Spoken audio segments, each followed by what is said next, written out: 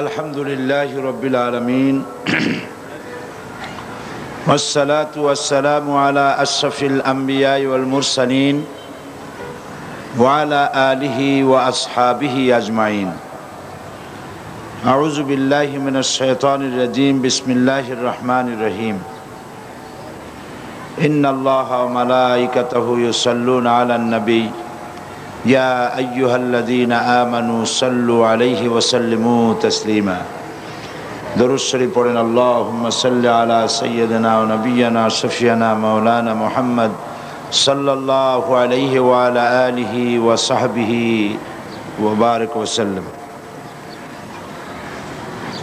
সম্মানিত সভাপতি, আজকের ইসলামী পাঠাগার খিলগাঁও কর্তৃক আয়োজিত 3 দিন ব্যাপী তাফসীরুল কোরআন মাহফিলের সমাপনী দিবসে মা বোনদের জন্য বিশেষভাবে আয়োজিত এই সকালবেলার অনুষ্ঠানে আগত সম্মানিত মা এবং বোনেরা, উপস্থিত সুধীমণ্ডলী, আসসালামু আলাইকুম ওয়া রাহমাতুল্লাহি ওয়া বারাকাতুহু। আমরা আল্লাহ পাকের দরবারে শুকরিয়া আদায় করছি যে মহান আল্লাহ তাবারক ওয়া তাআলা আমাদেরকে আজ পবিত্র জুমার দিনে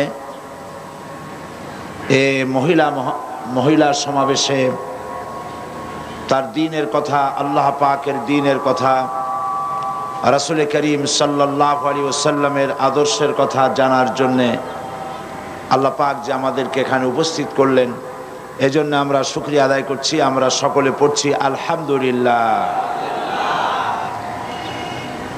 প্রতি বছরের মতো এবারও ইসলামী পাঠাগার মহিলাদের জন্য প্রোগ্রামের আয়োজন করেছেন। সেজন্য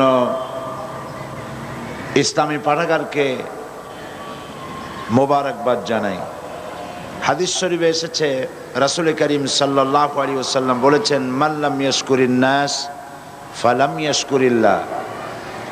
যে ব্যক্তি মানুষের কৃতজ্ঞতা স্বীকার করতে জানে না, সে আল্লাহ পাকের শুকরিয়া আদায় করতে জানবে না। তো যারা আজকের ইসলামী পাঠাগার এই বিশাল আয়োজন করেছে, মা বোনদের জন্য পর্দা সহকারে আরাম করে বসার এবং দ্বীনি কথা শোনার যে সুযোগ করে দিলেন, এজন্য তাদের শুকরিয়া আদায় করছি, তাদের জন্য দোয়া করছি। আল্লাহ পাক তাদেরকে কবুল করুন। এবং এই পাঠাগারের উদ্যোক্তা, প্রতিষ্ঠাতা, সভাপতি শহীদ আবুল কাসেমের কথা স্মরণ করছি এবং প্রাণ ভরে তার জন্য দোয়া করছি। আল্লাহ পাক শহীদ আবুল কাসেমকে জান্নাতুল ফেরদাউসের মেহমান বানায় নিন। আমি মা বোনদের বাছাইকৃত প্রশ্নগুলির জবাব সর্বপ্রথমে দিতে চেষ্টা করছি। প্রশ্নগুলির জবাব শেষ করে আপনাদের উদ্দেশ্যে বক্তব্য পেশ করব ইনশাআল্লাহ। এক বোন প্রশ্ন করেছেন, কিছুদিন আগে হাইকোর্টের 2 বিচারকের রায়ে বলেছেন সকল ফতুয়া অবৈধ। ফতুয়া কি এবং হাইকোর্টের রায়ের যৌক্তিকতা বিস্তারিত জানাবেন। এটি একটি সুন্দর প্রশ্ন তিনি করেছেন। নওগাঁ জেলার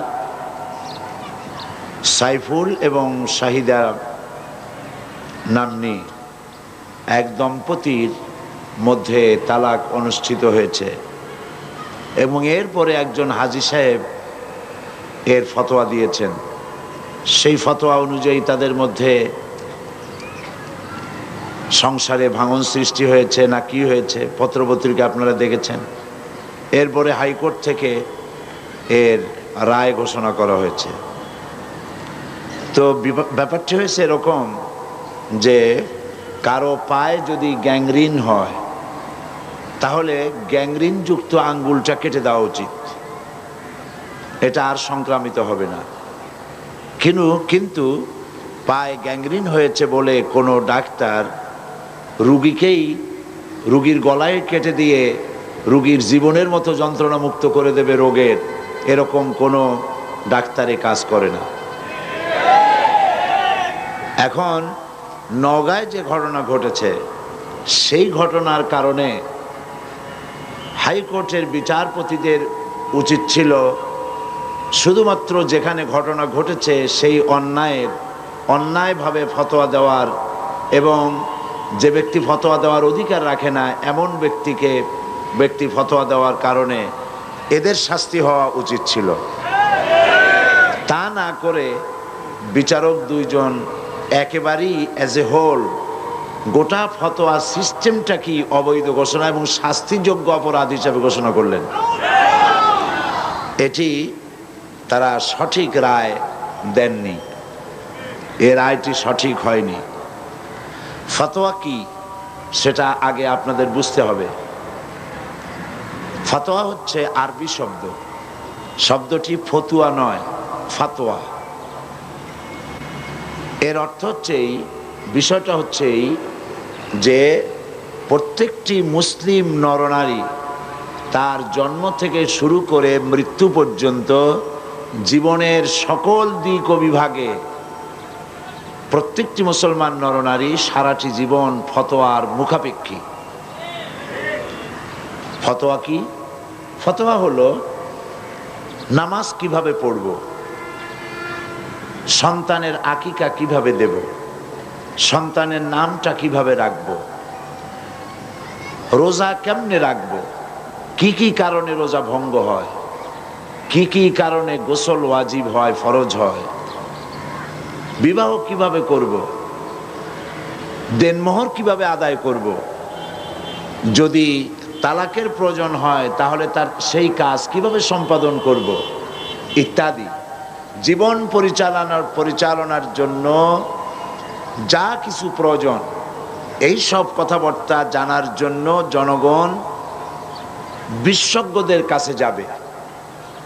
সত্যিকারের যারা আলেম, যারা কোরআন পড়েছেন, হাদিস পড়েছেন, মুমতাজুল মুহাদ্দিসিন, মুমতাজুল ফুকাহা, মুমতাজুল মুফাসসিরিন এরকমের ডিগ্রি অর্জন করেছেন, মুফতি যারা, এই জাতীয় ওলামাদের কাছে যেতে হবে। তো এই সব সমস্যার কথা তাদেরকে বললে ওনারা কোরআন হাদিসের দৃষ্টিতে ওই সমস্যার যেসব সমাধান দিবেন, সিদ্ধান্ত বলবেন, এই সিদ্ধান্তটার আরবি নাম হচ্ছে ফাতোয়া। বিষয়টা বুঝে আসছে কিনা? এখন অ্যাজ এ হোল যদি ফতোয়াকে নিষিদ্ধ ঘোষণা করা হয় তাহলে তো ইসলাম পালন করা মুসলমান নরনারীর জন্য সম্পূর্ণভাবে অসম্ভব হয়ে যাবে। এই কাজটি ওনারা ভালো করেননি। যে রায় দিয়েছেন এ রায়টি সঠিক হয়নি। এ রায়ের পুনর্বিবেচনা হওয়া উচিত, আপিল হওয়া উচিত, এবং এ রায় কিছুতেই দেশের জনগণ মানবে না।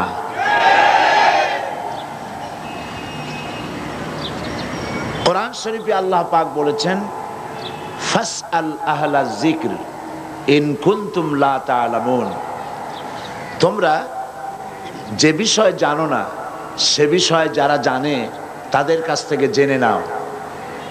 তো যারা বিবাহের দেনমোহর সম্পর্কে জানে না, তালাক সম্পর্কে জানে না, যাকাত সম্পর্কে জানে না, হজ এবং নামাজ সম্পর্কে জানে না, দ্বীনি বিভিন্ন বিষয় যারা জানে না, তো জানার জন্য তারা আলেমদের কাছে যেতে পারবে না, এটা কেমন রায়?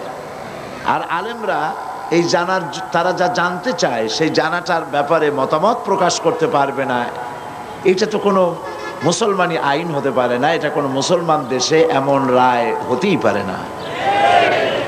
সুতরাং এই রায়টি একটি অন্যায় রায় হয়েছে, সঠিক হয়নি। আর এক বোন বলেছেন, প্রশ্ন করেছেন, হিল্লা বিবাহ কি? আমাদের দেশে হিল্লা বিবাহের প্রথা চালু আছে, তা কি ইসলাম সমর্থন করে? রাগের মাথায় 3 তালাক দিয়ে দিলে পুনরায় বিবাহ করা যাবে কিনা জানতে চাই। এটাও সুন্দর প্রশ্ন। হিল্লা বিবাহ এটি ইসলামের দৃষ্টিতে আদৌ জায়েজ নাই, একেবারেই হারাম, একেবারেই হারাম। তালাকের বিষয়টা হিল্লা প্রশ্ন আসে তালাকের পরে, তাই না? সেজন্য তালাকের কথাটা আগে বলে নেই। ইসলাম কিন্তু তালাক চায় না। আল্লাহর কাছে সমস্ত বৈধ জিনিসের মধ্যে দুটি বৈধ অত্যন্ত জঘন্য, নিকৃষ্ট। একটি হচ্ছে ভিক্ষাবৃত্তি, আরেকটি হচ্ছে তালাক। আল্লাহ পাক আদৌ পছন্দ করেন না। কিন্তু তারপরেও তালাক প্রথাকে ইসলাম তালাকের প্রভিশন রেখেছে। কারণ হতেই পারে এমন যে স্ত্রী শরীয়তের বিধান মানছে না, চরিত্রহীনা হয়ে পড়েছে। তো এই স্ত্রী নিয়ে ঘর গৃহবাস করা স্বামীর জন্য অত্যন্ত দুঃসাধ্য ব্যাপার। আবার এমনও হতে পারে যে স্বামী নপুংসক হয়েছে, পাগল হয়ে গেছে, জালিম। এই স্বামীর ঘর করা স্ত্রীর জন্য মহা সমস্যা। তো ইসলাম তো সকল সমস্যার সমাধান দিতে এসেছে। সেই জন্য তালাকের একটা প্রভিশন রেখেছে, যাতে করে এই যন্ত্রণা কিয়ামত মৃত্যু পর্যন্ত স্বামী স্ত্রীর ভোগ করা না লাগে। কিন্তু এই তালাকটা কখনোই রাগের মাথায় পানে চুন কম হয়েছে কেন, বেগুন ভর্তায় লবণ বেশি হলো কেন, গোশতের মধ্যে তেল বেশি হলো কেন, ভাত এত নরম হয়েছে কেন, এই সব হাবিজাবি কথাবার্তা দিয়ে কথায় কথায় স্ত্রীকে তালাক দেওয়া যাবে না। তালাক হচ্ছে, দেখা গেল যে স্ত্রী দুশ্চরিত্রা, চরিত্রহীনা, অথবা শরীয়তের বিধান মানে না, তাকে চেষ্টা করা হবে, স্বামী স্ত্রীর মনোমালিন্য হয়েছে, চেষ্টা করা হবে মনোমালিন্যকে দূর করে স্বামী স্ত্রীর ভালো সম্পর্কে স্থাপনের জন্য চেষ্টা করা হবে। সেজন্য কোরআন শরীফ বলেছে যে এই চেষ্টার জন্য উভয় পক্ষের মুরব্বীদেরকে ডেকে সালিশ করো।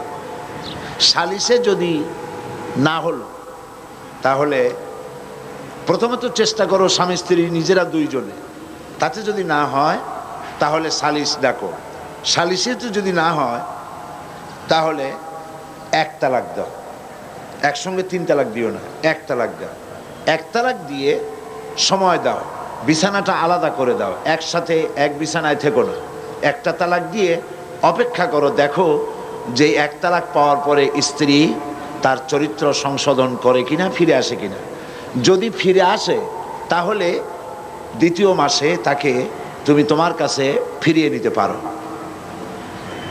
এ হলো আল্লাহর বিধান। এ বিধান কার? আল্লাহর বিধান। কোরআন শরীফে আল্লাহ পরিষ্কার বলেছেন 2য় মাসে তারে ফিরায় নাও। 2য় মাসে দেখা গেল স্ত্রী ফিরল না, তার পূর্ব নীতির উপরই বহর, চরিত্র ভালো হলো না, তওবা করলো না, শরীয়ত মানলো না, তাহলে বশ্যতা স্বীকার করলো না, তাহলে 2য় মাসে আর 1 তালাক দাও। বিছানা ওইভাবে আলাদাই থাকুক। যদি স্ত্রী স্বামী থেকে এই বিচ্ছিন্নতায় বিরহ যন্ত্রণা সহ্য করতে না পারে এবং নিজের দোষ ত্রুটি বুঝতে পারে, আর যদি ফিরে আসে তাহলে 3য় মাসে তারে ফিরায় নাও। দেখছেন আল্লাহর বিধান, ফিরায় নাও। কিন্তু দেখা গেল 3য় মাসেও ফিরল না, তখন তাকে গ্রেট ডেঞ্জার সিগন্যাল নাম্বার 10 দিয়ে দাও। 1 2 3, এরপর তো আর কিছু থাকে না। 3য় মাসেও যখন ফিরল না, তখন 3 তালাক বায়না করে তাকে ব্যাক করায় দাও, বাস শেষ হয়ে গেল। এরপরে আল্লাহ পাক বলছেন এই স্ত্রী আর কোনোদিন তুমি গ্রহণ করতে পারবা না, তোমার জন্য চিরকালের জন্য এই স্ত্রী হারাম হয়ে গেল। হাত্তা তানকিহা জাওজান গায়রাহু, যতক্ষণ পর্যন্ত অন্য পুরুষ সে গ্রহণ না করছে। এইখানে গ্রামের মাতব্বর সর্দারেরা, মেম্বার চেয়ারম্যানেরা এই আয়াতের এই একটু সুযোগ পাইল যে আর একটা পুরুষের কাছ থেকে ঘুরে আসলে তবে তো প্রথম স্বামী পাইতে পারে। সেই জন্য তারা হিল্লার ব্যবস্থা করলো। সেই হিল্লাটা কি? সেই হিল্লা হলো একটা পুরুষের সঙ্গে কন্ট্যাক্ট করা হলো, চুক্তি, যে তুমি এই মেয়ে লোকটাকে বিয়ে করবা, কিন্তু সাবধান, তাকে টাচ করতে পারবে না, অথবা 3 দিন রাখবা, তারপরে তাকে তালাক দিয়ে দিবা। এইভাবে পয়সা দিয়া অথবা ম্যানেজড ওয়েতে বিবাহের ব্যবস্থা করে দিল। ইসলামী শরীয়তে এই ধরনের হিল্লা বিবাহ সম্পূর্ণ হারাম, আদৌ জায়েজ নেই। তাহলে কি হবে? হবে এই যে প্রথম স্বামীর তালাক দেওয়ার পর স্ত্রী ইদ্যত পালন করবে, ইদ্যত পালন করার পর সে ইচ্ছে করে কারো সঙ্গে যদি বিবাহ করে, কোনো পুরুষকে যদি স্বামী হিসেবে গ্রহণ করে, আর ওই পুরুষ যদি মারা যায়, তাহলে প্রথম স্বামী তাকে ইদ্যত পালনের পর আবার স্ত্রী হিসেবে নিতে পারবে। দুই, এ হলো 1 নম্বর সূরত। দ্বিতীয় নম্বর সূরত হচ্ছে এই যে দ্বিতীয় স্বামী বিবাহ করার পর ঘটনাচক্রে যদি দ্বিতীয় স্বামী তাকে তালাক দেয়, কোনো পরিকল্পিত উপায় নয়, চুক্তির ভিত্তিতে নয়, কোনো ঘটনাচক্রে যদি তালাক দেয়, তাহলে প্রথম স্বামী নিতে পারবে। এছাড়া প্রথম স্বামীর কাছে ফেরার বা গ্রহণ করার কোনো সুযোগ নাই। মৃত্যু পর্যন্ত এই স্বামীর জন্য ওই স্ত্রী হারাম হয়ে গেছে। এই হচ্ছে ইসলামের বিধান। গ্রামের মাতব্বর কি বলল, চেয়ারম্যান কি বলল, এইটা ফতোয়া নয়, এইটা ফতোয়ার বিষয় নয়। আজ পত্র পত্রিকাগুলি আর এনজিওরা খালি বলতেছে ফতোয়াবাজ ফতোয়াবাজ ফতোয়াবাজ। এই কথাটা একটা বিদ্বেষমূলক কথা। যেমন হামলাবাজ, মামলাবাজ, দুর্নীতিবাজ, এইগুলি যেমন শব্দ, ফতোয়ার সামনে তেমন কোনো বাজ শব্দ বসানো যায় না। যারা ফতোয়াবাজ বলে ওরা নিশ্চয়ই মতলববাজ। এটা মতলব করে, দুর্বিসন্ধি করে ফতোয়ার মতো এত বড় গুরুত্বপূর্ণ বিষয়কে নিন্দনীয় করার জন্য এই ব্যবস্থা তারা গ্রহণ করেছে। সুতরাং এই বোনের এই প্রশ্নের জবাবে আমি বলছি, হিল্লা বিবাহ ইসলামী বিধান অনুযায়ী কোরআন হাদিসের দৃষ্টিতে সম্পূর্ণ সুস্পষ্টভাবে হারাম, জায়েজ নেই।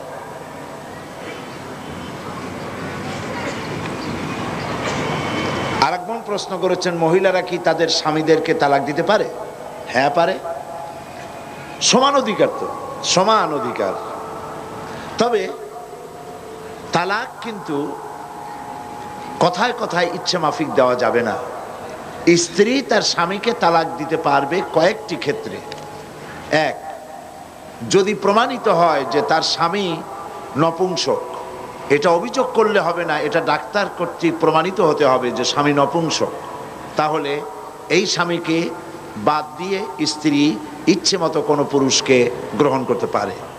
দুই, যদি স্বামী পাগল হয়ে যায়, উন্মাদ হয়ে যায়, তার সারার আর কোনো লক্ষণ নাই, তাহলে এই স্বামী পরিত্যাগ করে স্ত্রী স্বামীকে তালাক দিয়ে নতুন কোনো পুরুষকে স্বামী হিসেবে গ্রহণ করতে পারে।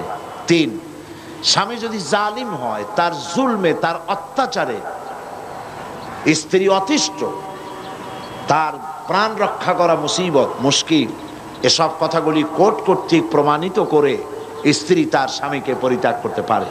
সুতরাং স্ত্রীকে তালাক দেওয়া স্বামীর একতরফা অধিকার নয়, স্ত্রীকেও অধিকার দেওয়া হয়েছে, স্বামীকে ক্ষেত্র বিশেষে তালাক দেওয়ার অধিকার সেও রাখে।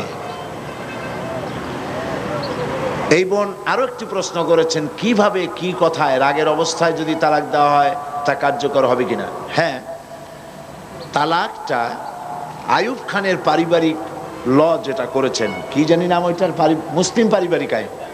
মুসলিম পারিবারিক আইনকে এই যে ইদানিং দুইজন বিচারপতি কোর্টে যে রায় দিয়েছেন, তার মধ্যে ওনারা এই কথাও বলেছেন যে মুসলিম পারিবারিক আইন, এই আইনটাকে মসজিদের খতিবরা, মাদ্রাসার শিক্ষকরা তারা মুসল্লিদেরকে এবং ছাত্রদেরকে বুঝিয়ে দিবেন।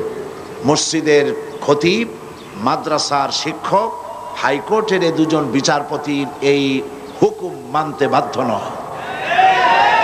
কারণ পাকিস্তানের সব খারাপ, ঠিক কিনা? পাকিস্তানের সবই তো খারাপ, তাহলে আইয়ুব খানের তৈরি করা মুসলিম পারিবারিক আইন এত ভালো লাগলো কেন? এইটা ভালো লাগার কারণ হচ্ছে যেহেতু মুসলিম পারিবারিক আইন আইয়ুব খান যেটা তৈরি করেছিলেন সেটা ইসলাম বিরোধী, সেই জন্য ভালো লাগছে। এবং এইটার বিরোধিতা করেছিল তৎকালীন সমস্ত আলেম ওলামা, পীর বুজুর্গ এক হয়ে এটার বিরোধিতা করেছেন। এবং আইয়ুব খানের পতনের যত কারণ ছিল তার মধ্যে এটাই ছিল একটা অন্যতম বড় কারণ, মুসলিম পারিবারিক আইন। এই আইনের মধ্যে বলা হয়েছে একসঙ্গে 3 তালাক দিলে এক তালাক হবে বলা হয়েছে। এটা সম্পূর্ণ অন্যায়, অবৈধ। দুনিয়ার কোনো আলেমে কথা বলবে না।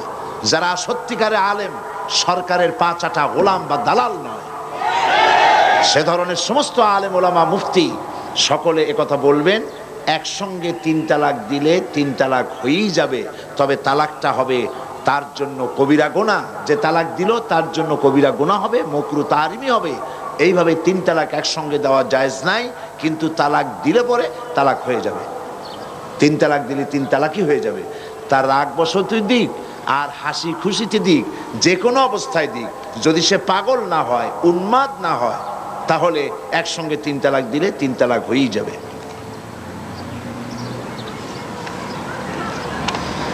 আর এক বোন প্রশ্ন করেছেন, মহিলাদের সতর কতটুকু? ইহা কি সবসময় মেনে চলতে হয় বা ঢেকে থাকতে হয়? কি এটা? মহিলাদের সতর, পুরুষের সতর হচ্ছে নাভি থেকে শুরু করে হাঁটু পর্যন্ত, এইটা ঢেকে রাখা ফরজ। কথা বুঝতে পেরেছেন? আমাদের দেশে ইসলামী শাসন না থাকার কারণে আমাদের দেশের সেনাবাহিনী, বিডিআর, পুলিশ, আনসার, তাদেরকে হাফ প্যান্ট পরায়া পিটি করানো হয়। এটি জায়েজ নাই। এটা ব্রিটিশের আইনকে ফলো করা হয়, আল্লাহর আইন ফলো করা হয় না। আল্লাহর বিধান হচ্ছে পুরুষের সতর হচ্ছে নাভি থেকে হাঁটু পর্যন্ত ঢেকে রাখতে হবে। হাঁটুর উপরে প্যান্ট পরে বালেগ পুরুষের জন্য এটা জায়েজ নাই, সম্পূর্ণ হারাম। আর নারীর সতর হচ্ছে পায়ের পাতা থেকে শুরু করে মাথার চুলের গোড়া পর্যন্ত, মাথার চুল পর্যন্ত সবটা সতর। পুরুষের নাভি থেকে হাঁটু আর নারীর সবটা সতর। নারীর মাথার চুল পরপুরুষকে দেখাবার বিষয় নয়। কোরআন শরীফে আল্লাহ পাক বলেছেন, নারী, বয়সপ্রাপ্তা নারী এমন একটা চাদর পরবে, যে চাদরটা পরলে পরে তার মাথা, তার গলা, তার বুকটা সম্পূর্ণভাবে ঢেকে যায়। এ ধরনের একটি চাদর পরা আল্লাহ পাক ফরজ করে দিয়েছেন। সুতরাং মাথার চুল ঢেকে রাখতে হবে, গলাটা ঢাকতে হবে, বুকটা ঢাকতে হবে। শুধুমাত্র খোলা থাকবে তার হাতের কবজি পর্যন্ত, আঙ্গুলের মাথা থেকে শুরু করে কবজি পর্যন্ত, কবজি থেকে নিয়ে আঙ্গুলের মাথা পর্যন্ত 2 হাতে। আর পায়ের গিরা থেকে নিয়ে পায়ের পাতা এটুকুন খোলা থাকতে পারে, বাকি সবটাই হচ্ছে পরপুরুষের কাছে প্রদর্শন করা সম্পূর্ণ নাজায়েজ, এগুলি প্রকাশ করা যাবে না। দ্বিতীয় প্রশ্ন করেছেন তিনি, মুখমণ্ডল ঢাকা কি পর্দার অন্তর্ভুক্ত? দেবর, ভাসুর এবং চাচাতো, মামাতো, খালাতো ভাইদের সাথে পর্দা করার ধরন কিরূপ হবে, দয়া করে বলুন। মুখমণ্ডল ঢাকার ব্যাপারে আপনাদের সকলের জানা দরকার। মুখমণ্ডল অনেকে ঢাকেন না পরপুরুষের সামনে, আমি এর যুক্তি খুঁজে পাই না। যারা যে সমস্ত মহিলারা মুখ ঢাকতে চান না বা মুখমণ্ডল ঢাকেন না, তাদের দলিল কি? কোরআন শরীফে, হাদিস শরীফের, কোরআনের একটি আয়াত বা একটি শব্দ, হাদিসের একটি বাক্য এমন কি পাওয়া যাবে যার দ্বারা প্রমাণিত হয় যে মেয়ে লোকরা তারা তাদের মুখ খোলা রাখতে পারবে পরপুরুষের সামনে? আমি তো পাইনি। আমি যদ্দূর পড়াশোনা করেছি, আমি একজন ছোট মানুষ, ছোট ব্যক্তি, আমার পক্ষে যদ্দূর সম্ভব লেখাপড়া করা, আমার কাছে যথেষ্ট কিতাবপত্র কালেকশন আছে আলহামদুলিল্লাহ। তো আমি যদ্দূর পড়াশোনা করেছি, আমি এরকম একটি হাদিস, এরকম কোরআনের একটি আয়াত কোথাও পাই নাই যার দ্বারা নারী তার চেহারাকে পরপুরুষের সামনে খুলে রাখতে পারে, এমন কোনো আয়াত বা হাদিস আমার সামনে পড়ে নাই। যদি কেউ পেয়ে থাকেন তাহলে আমাকে জানালে আমি খুশি হব, আমি শিখতে পারবো। আমি পাইনি। মুখমণ্ডল খোলা রাখবেন কেন? আমার প্রশ্ন, মানুষের শরীরের কোন অংশ, পুরুষ হোক আর নারী হোক, তার শরীরের কোন অংশ সব থেকে বেশি আকর্ষণীয়? বলেন বলেন। মুখ, তার চেহারা। একটা পুরুষ আর একটা নারী দেখে পাগল হয়ে যায়, তারপরে কত দুর্ঘটনা ঘটে, আত্মহত্যা পর্যন্ত হয়ে যায় সেই মেয়েটিকে না পাওয়ার কারণে, এবং সেই ছেলেটিকে না পাওয়ার কারণে কত মেয়ে আত্মহত্যা করে। এটা মেয়েটার শরীরের কোন অংশ দেখে ছেলেটা পাগল হয়েছে? মেয়ের ঠ্যাং দেখে, তার হাত দেখে, তার মুখমণ্ডল, তার চেহারা দেখে, তার অ্যাপিয়ারেন্স, তার চেহারা দেখে।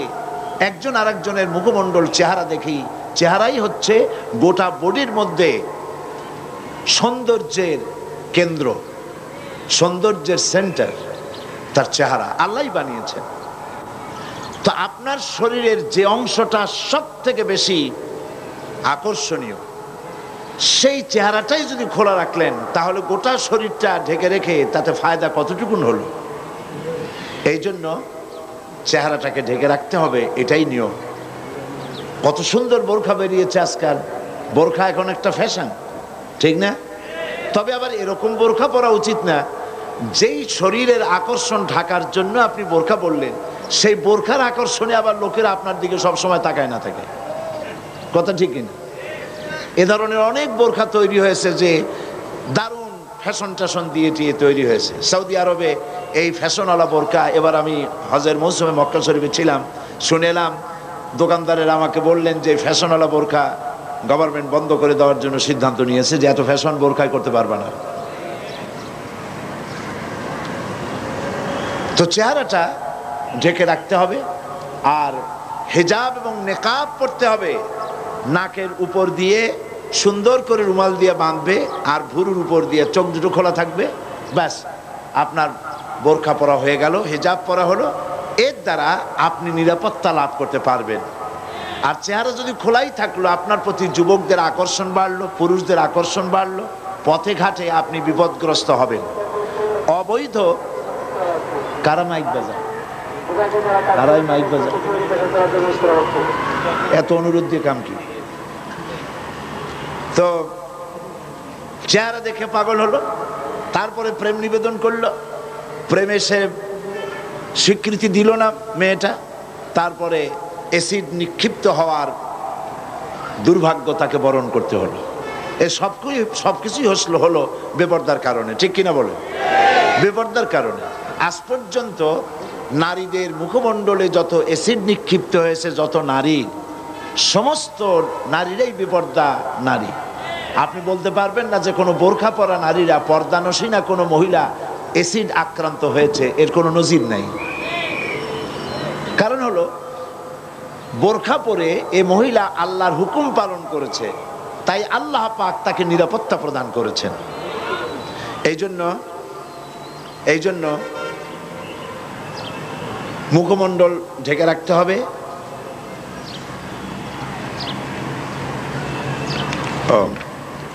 মা বোনদের মধ্য থেকে একটা স্লিপ এসেছে আমার কাছে, সেখানে লেখা হয়েছে যে কেউ কোনো মা বোন পরস্পরে সাইড টক করতেছেন, কথাবার্তা বলতেছেন।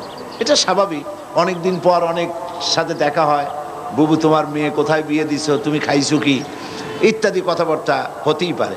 তো সেজন্য আমি অনুরোধ করবো, এখন যদি আপনারা কথা বলেন তাহলে আমাকে নাই ভালো ছিল, আপনারা গল্প করতেন। আমাকে যখন এনেছেন তখন আমার কথা মেহরবানি করে শুনুন, আমি বক্তব্য শেষ করি, তারপরে আপনারা আরো 1 ঘন্টা এখানে বসে থাকেন পর্দার মধ্যে, আর নিজেরা খোঁজ গল্প করুন, কোনো অসুবিধা নেই।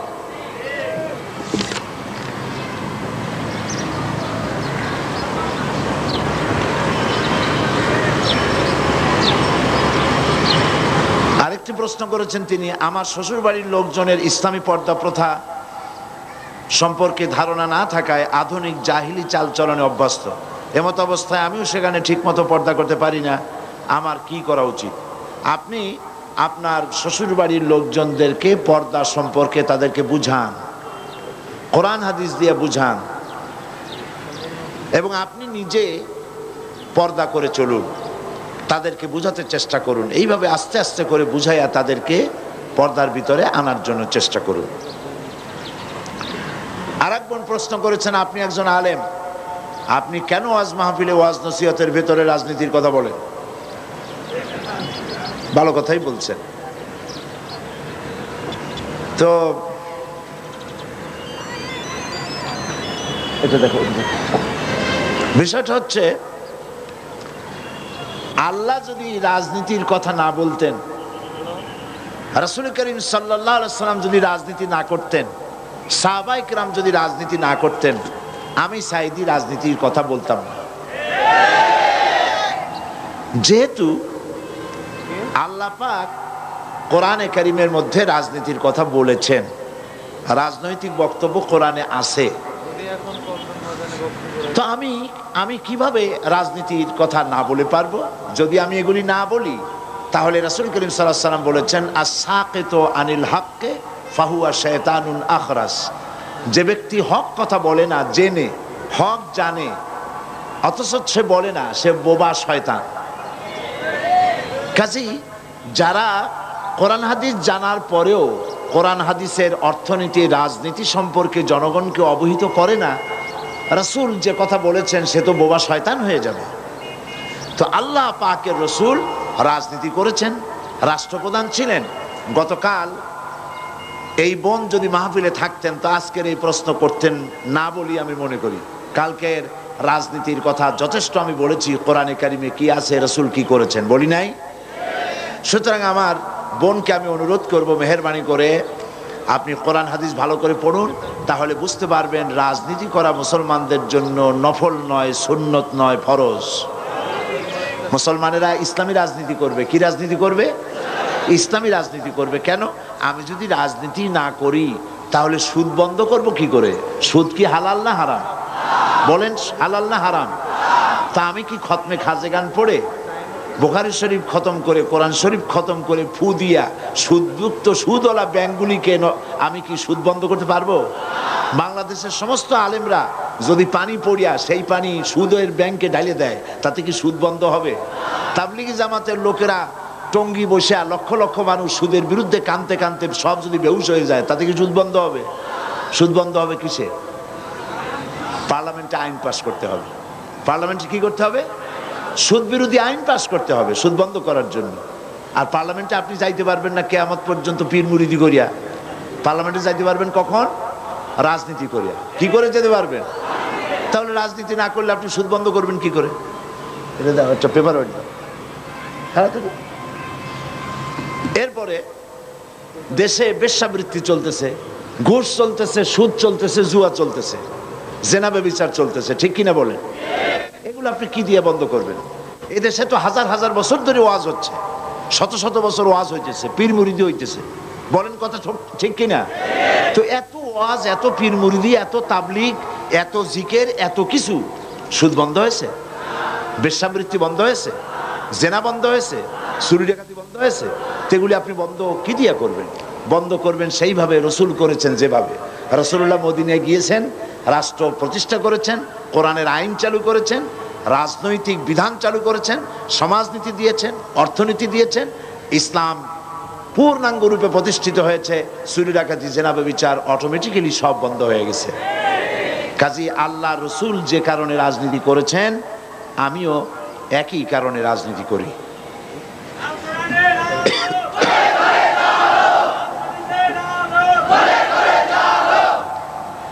আর এক বোন প্রশ্ন করেছেন, পায়ে মেহেদি দেওয়া কি জায়েজ আছে? রাসূলুল্লাহ সাল্লাল্লাহু আলাইহি ওয়াসাল্লাম কি সত্যিই দাড়িতে মেহেদি দিয়েছিলেন? এ সম্পর্কে বিস্তারিত আলোচনা করলে কৃতজ্ঞ হবে। এত বিস্তারিত বলার দরকার নেই, শুধু এতটুকুন জেনে রাখুন যে রাসূল করিম সাল্লাল্লাহু আলাইহি ওয়াসাল্লাম মেহেদি লাগান নাই, কারণ তার মেহেদি লাগাবার কোনো দরকার হয়নি। মেহেদি লাগায় তো দাড়িটা লাল বানাবার জন্য, তাই তো, রঙিন করার জন্য। এখন হুজুরের দাড়ি পাকে নাই, চুলি পাকে নাই, ইন্তেকালের আগে মাত্র 17 গাছা চুল দাড়ি পাকছিল, মাত্র 17 গাছা চুল দাড়ি পাকছিল, এই জন্য মেহেদি লাগাবার কোনো দরকার হয়নি। তবে সাহাবায়ে কেরাম মেখেছেন, হুজুর তা পছন্দ করেছেন। কাজেই মেহেদি যদি কোনো মেয়ে লোক পায়ে লাগায় তা কোনো গুনাহ হবে না। হাতেও লাগাতে পারেন, পায়েও লাগাতে পারেন, কোনো নাজায়েজ বিষয় নয়। বরং হাতে মেহেদি লাগানো, মেয়েরা হাতে মেহেদি লাগাবে, এটা রাসূলুল্লাহ পছন্দ করতেন।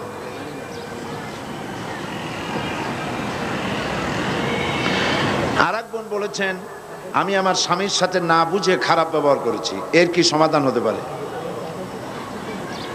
খারাপ ব্যবহার যদি আপনি করেছেন, এখন যখন বুঝছেন, তো স্বামী তো দূরের কোনো বিষয় নয়, আপনার একেবারে হাতের মুঠোয়, আপনি তার কাছ থেকে ক্ষমা চেয়ে নিন, ব্যাস ঝামেলা চুকে যাবে। রমজান মাসে মহিলাদের যে রোজা ভাঙা লাগে, সেই রোজা ভেঙে ভেঙে থাকলে কি হবে? হ্যাঁ হবে। আপনি এক সময়ও রাখতে পারেন, আবার ভেঙে ভেঙেও রাখতে পারেন, অসুবিধা নেই। তবে এক সময় রাখাই ভালো, এক সময় চলে গেল, তা না হলে পরে ভেঙে ভেঙে রাখতে গেলে আবার আপনারই অসুবিধা হবে, অসুবিধা নানান রকম হয়ে যায়, শয়তানের ওয়াসওয়াসা হয়, আগামী মাসে রাখো, পরের মাসে রাখো, এইসব ঝামেলা হয়। একসাথে রাখলেই বরং ভালো।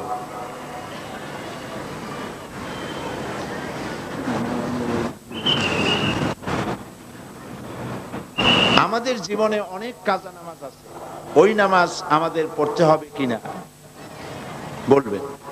ফরজ নামাজ যা কাজা করেছেন তা সব আদায় করতে হবে, আদায় করা উচিত, করতে হবে। এবং এর নিয়ম হচ্ছে প্রত্যেক ফরজ নামাজের আগে সেই কাজা নামাজটা আদায় করে নেবেন। যেমন ফজরের আগে, ফজরের ফরজ পড়ার আগে কাজাটা আদায় করে নিলেন, জোহরের আগে জোহরের উমরি কাজাটা আদায় করে নিলেন, আসরের আগে আসরের উমরি কাজাটা আদায় করে নিলেন। এইভাবে করে করে প্রত্যেক নামাজের আগে আপনি যে কাজা নামাজটা পড়ে, যে নামাজগুলি কাজা আছে আপনি আদায় করে নেবেন। আমার জানা মতে পাত্র নির্বাচনের ক্ষেত্রে ইসলাম নারীদেরকে স্বাধীনতা দিয়েছে। কোনো মেয়ে কোরআন হাদিসের দৃষ্টিতে আদর্শ পাত্রের সাথে বিবাহ বসতে ইচ্ছুক, সংশ্লিষ্ট মেয়ের পিতামাতা এতে সম্মত নয়। তাদের মতে দিনদারির সাথে অবশ্যই পার্থিব ধনাঢ্যতা থাকলেই কেবলমাত্র দিনদার পাত্র নির্বাচন করা যাবে, নতুবা নয়। এই কথা ঠিক না। পাত্র নির্বাচন করার ব্যাপারে দিনদারিকে প্রাধান্য দিতে হবে। এরকম দেখা গেছে যে দিনদার পাত্রের কাছে দিয়েছে, মাল ছিল না কিন্তু পাত্র দিনদার, বিবাহের পরে দেখা গেছে যে পাত্র মালদার হয়ে গেছে। এটা আল্লাহর ইচ্ছা, কে মালদার হবে কে গরিব হবে এটা আল্লাহ পাক ভালো জানেন। সুতরাং কারো মেয়ে যদি দিনদার পাত্র পছন্দ করে তাহলে সেই দিনদার পাত্রের সাথেই তার বিবাহ দেওয়া উচিত, গরিব বলে অ্যাভয়েড করা ঠিক না। বুঝে শুনে চিন্তা ভাবনা করি কাজ করা উচিত। ছবি তোলা জায়েজ নেই, তবে প্রয়োজন বোধে ছবি তোলা যাবে। আমার কাছে একজন প্রশ্ন তুলেছে, ছবি তোলা যদি জায়েজই না হয় তবে সাইদি সাহেব কিভাবে ছবি তুলতে দিচ্ছেন? সাংবাদিকেরা যা সংবাদপত্রে আসছে এবং ক্যাসেটের কভারে দেখা যাচ্ছে, দয়া করে বিষয়টি শরীয়তের আলোকে জানতে চাই। ছবি তোলার ব্যাপারে ইসলামের বিধান হচ্ছে অহেতুক ছবি তোলা যাবে না। আজ-জারুরাত তাবিহুল মাহজুরাত, অনেক সময় অবৈধ জিনিসকেও অত্যন্ত জরুরি কারণে বৈধ হয়ে যায়। ছবি তোলা জায়েজ নাই বিনা কারণে, কিন্তু যদি পাসপোর্ট করতে হয় তো ছবি আপনাকে করতেই হবে। আপনি কলেজে ভর্তি হবেন, ব্যাংকে টাকা রাখবেন, ছবি আপনাকে করতে হয়। হজে যাবেন, সেজন্য আপনাকে ছবি করতে হয়। এমনিভাবে যে সমস্ত জরুরি কাজ আছে সেসব জরুরি কাজে ছবি তোলা জায়েজ আছে, কিন্তু শৌখিনতার কারণে ছবি বানাইয়া অ্যালবামে বাঁধাই করা অথবা ফ্রেমে আটকিয়ে ঝুলিয়ে রাখা, এভাবে এই কারণে ছবি তোলা জায়েজ নাই।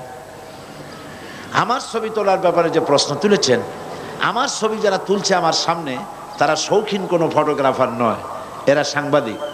আর যেই ছবি তোলার পেছনে কোনো নিউজ ভ্যালু থাকে সে ধরনের ছবি তুলতে ইসলামের কোনো আপত্তি নাই, সে ধরনের ছবি তোলা যেতে পারে। যারা এই মাহফিলে আসে নাই, বাংলাদেশের বিভিন্ন জায়গায় রয়েছে, তারা পত্রিকার মাধ্যমে তারা জানতে পারে যে এত সন্ত্রাস, এত অসুবিধা, এত জুলম, এত নির্যাতনের পরেও হাজারো লাখ মানুষ পল্টনে একত্রিত হয়েছে কোরআন শোনার জন্যে। এটি পত্রিকার মাধ্যমে লোকেরা জানতে পারে।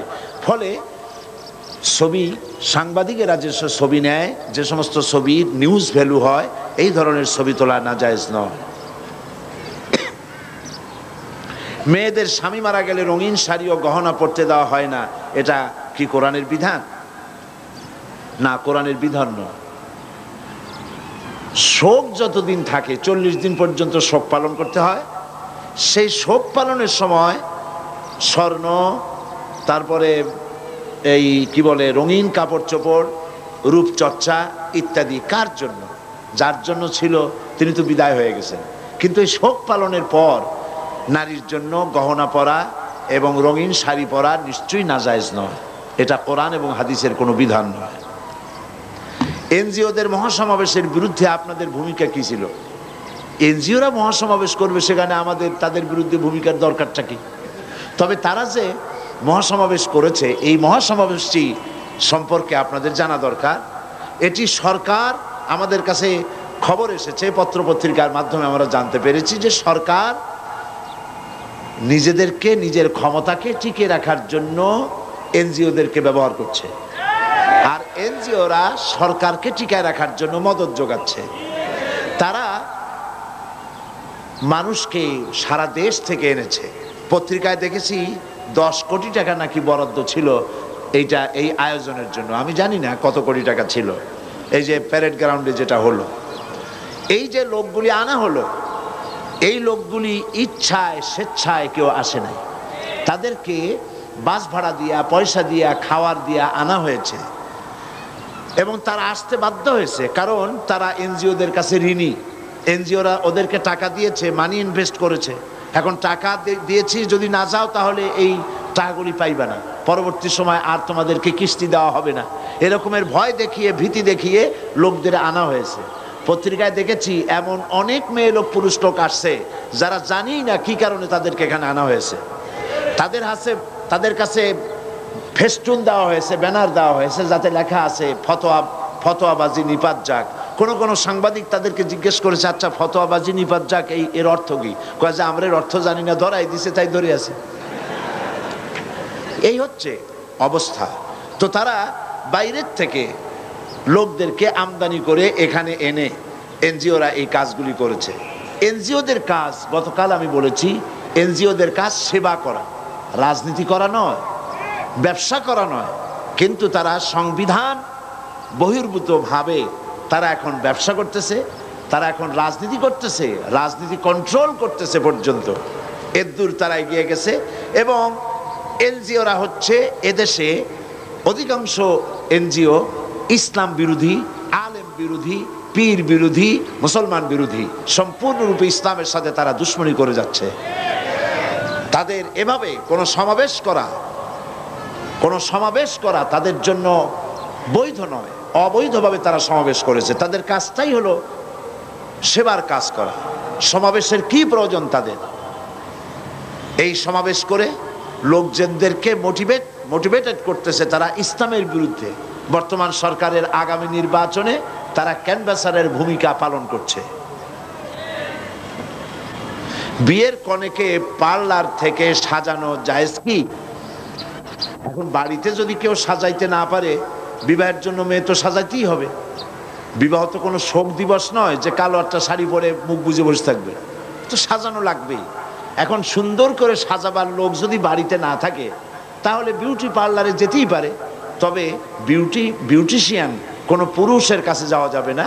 বিউটিশিয়ান মহিলা বিউটিশিয়ানদের কাছ থেকে কনেকে সাজায় আনা ইসলাম কোনো বাধা দেয় না। মিলাদ কি? অনেকের মতে পড়া যায়, আবার অনেকের মতে মিলাদ পড়া যায় না। অনুগ্রহ করে সঠিক ব্যাখ্যা জানাবেন। মিলাদটা রাসূলের যুগে ছিল না। মিলাদ মানে জন্ম, মৌলুদ থেকে মিলাদ। তখন এই মিলাদটা রাসূল করিম সাল্লাল্লাহু আলাইহি ওয়াসাল্লামের জন্ম বৃত্তান্ত। এই জন্ম বৃত্তান্তের যে সিস্টেম আমাদের দেশে, উপমহাদেশে চালু হয়েছে, কতগুলো লোক এক জায়গায় বসে, তারপরে সব দাঁড়াইয়া এনাবি সালাম আলাইকা কোরআন সুরে সমস্বরে একযোগে পড়ল। এইটা রাসূলের যুগে ছিল না, এটা সাহাবায়ে কেরামের যুগে ছিল না, এটা তাবিঈনদের যুগে ছিল না, এটা তাবিঈনদের যুগে ছিল না। এখন আপনারা মনে করেন যে কোনো জিনিসে খুব সওয়াব আছে এমন কোন জিনিসকে রাসূলুল্লাহ আমাদেরকে জানান নাই, সাহাবায়ে কেরাম আমাদের জানান নাই। আপনারা কি এই ধরনের বিশ্বাস করবেন? এরকম বিশ্বাস করবেন?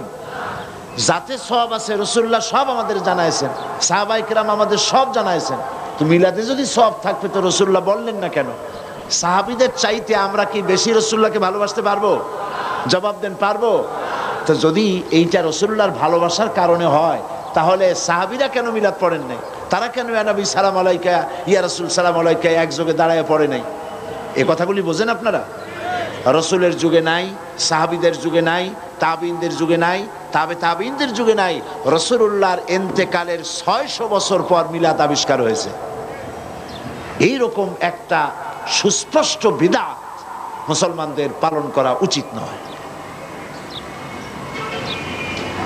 মহিলাদের সালোয়ার কামিজ ছাড়া কাপড় পরে নামাজ হয় কিনা বুঝিয়ে বলবেন। হবে না কেন? শাড়ি পরে পড়বেন, হবে। সালোয়ার কামিজ শাড়ি যেটাই পরবেন আপনার সতরটা পুরাপুরি ঢাকলেই হলো, নামাজ হয়ে যাবে। বর্তমান প্রেক্ষাপটে গার্মেন্টসের মেয়েরা কিভাবে পর্দা করবে? গার্মেন্টসে তো মেয়েরাই বেশি, সেখানে আপনি পর্দা করার জন্য বাইরে যেভাবে চলেন ওইভাবে বোরখাটা পরে নেবেন, চোখ দুটো খোলা রাখবেন। পুরুষ না থাকলে মুখ খোলা রেখেও কাজ করতে পারবেন, পুরুষ এসে গেলে আবার নেকাবটা পরে নেবেন, এভাবেই কাজ করবেন। মহিলাদের হাত পা মুখমণ্ডল কি সতরের অন্তর্ভুক্ত না? এটার এর জবাব তো দিয়েছি।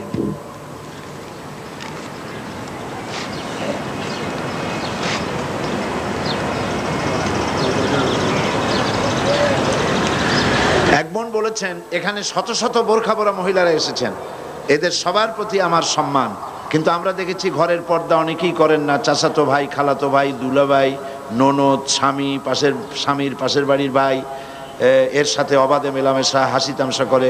দয়া করে উপর একটু বক্তব্য করুন। তো এটা তো আসলেই খুব দুঃখজনক। বাইরে এসে বোরখা পড়লেন আর ভিতরে খালাতো ভাই, মামাতো ভাই, দুলাভাই, ননদ, আরও জনে কি আছে, এদের সঙ্গে এই হাসি তামাশা খোলাভাবে চলাফেরা করা, এই পর্দার কোনো মানে হবে না, এর মানে হবে না। পরপুরুষ থেকে আপনাকে আপনার স্বাতন্ত্র্য বজায় রাখতেই হবে। পরপুরুষ কারা?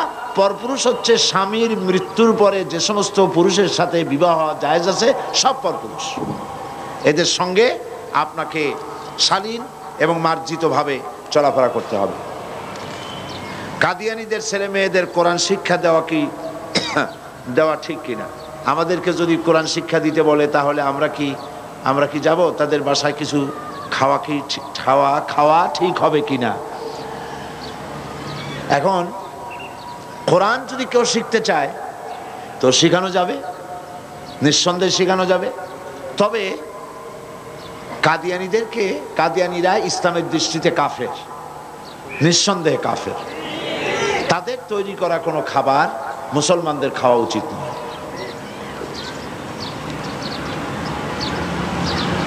আর এক বোন প্রশ্ন করেছেন, আপনি কি পীর আউলিয়াদের বিরোধী?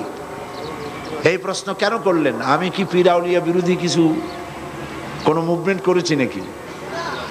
পীর আউলিয়া বিরোধী আমি নই, বরং পীর আউলিয়াদের খেদমত আমি স্বীকৃতি দেই।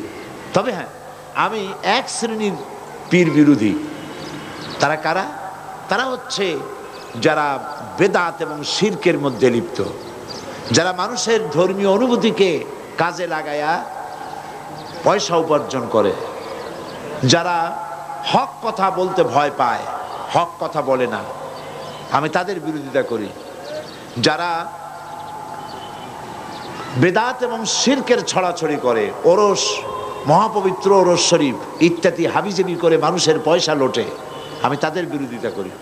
কোন হক্কানি পীর, প্রতিষ্ঠিত আলেমে দ্বীন, যারা সত্যিকারের দ্বীনের খেদমত করেন, জীবনের ঝুঁকি নিয়ে কথা বলেন, পয়সা উপার্জনই পীর মুরিদির লক্ষ্য নয়, আমি সেসব পীরদেরকে শ্রদ্ধা করি, মহব্বত করি। ইসলামী আন্দোলন নারীদের জন্য কতটুকু প্রযোজ্য এবং তা কিভাবে করা যাবে, একথা আমি আমার আলোচনার মধ্যে বলবো ইনশাআল্লাহ। প্রত্যেকটি মানুষের তো হিসাব নেওয়া হবে, কিন্তু যাদের জ্ঞান হবার আগেই মারা যাবে তাদের কি হবে? এ তো বোঝা খুবই সহজ ব্যাপার। যার জ্ঞানই হয়নি, সত্য অবস্থা মারা গেছে, তার আবার বিচার কি? ও তো বিনা বিচারে আল্লাহ তার ব্যাপারে ফয়সালা গ্রহণ করবেন।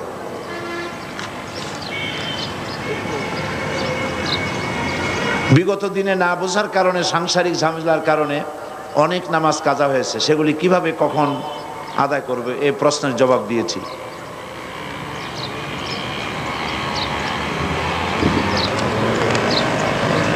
দেশ পরিচালনা করতে যায়, এটা একটা সুন্দর প্রশ্ন। এক বোন বলেছেন, অনেকে বলে ইসলামপন্থীরা যদি দেশ পরিচালনা করতে যায় তাহলে হিন্দু, মুসলমান, বৌদ্ধ, খ্রিস্টান নির্বিশেষে সকল নারীকেই বোরকা পরতে বাধ্য করবে। এ কথা কি সত্যি? বিভিন্ন মুসলিম দেশে কি অন্য ধর্মাবলম্বীদের মেয়েদেরকেও পর্দা করতে হয়? ইসলামী শাসন যদি দেশে প্রতিষ্ঠিত হয়, মুসলিম মহিলারা পর্দা তো করবেই।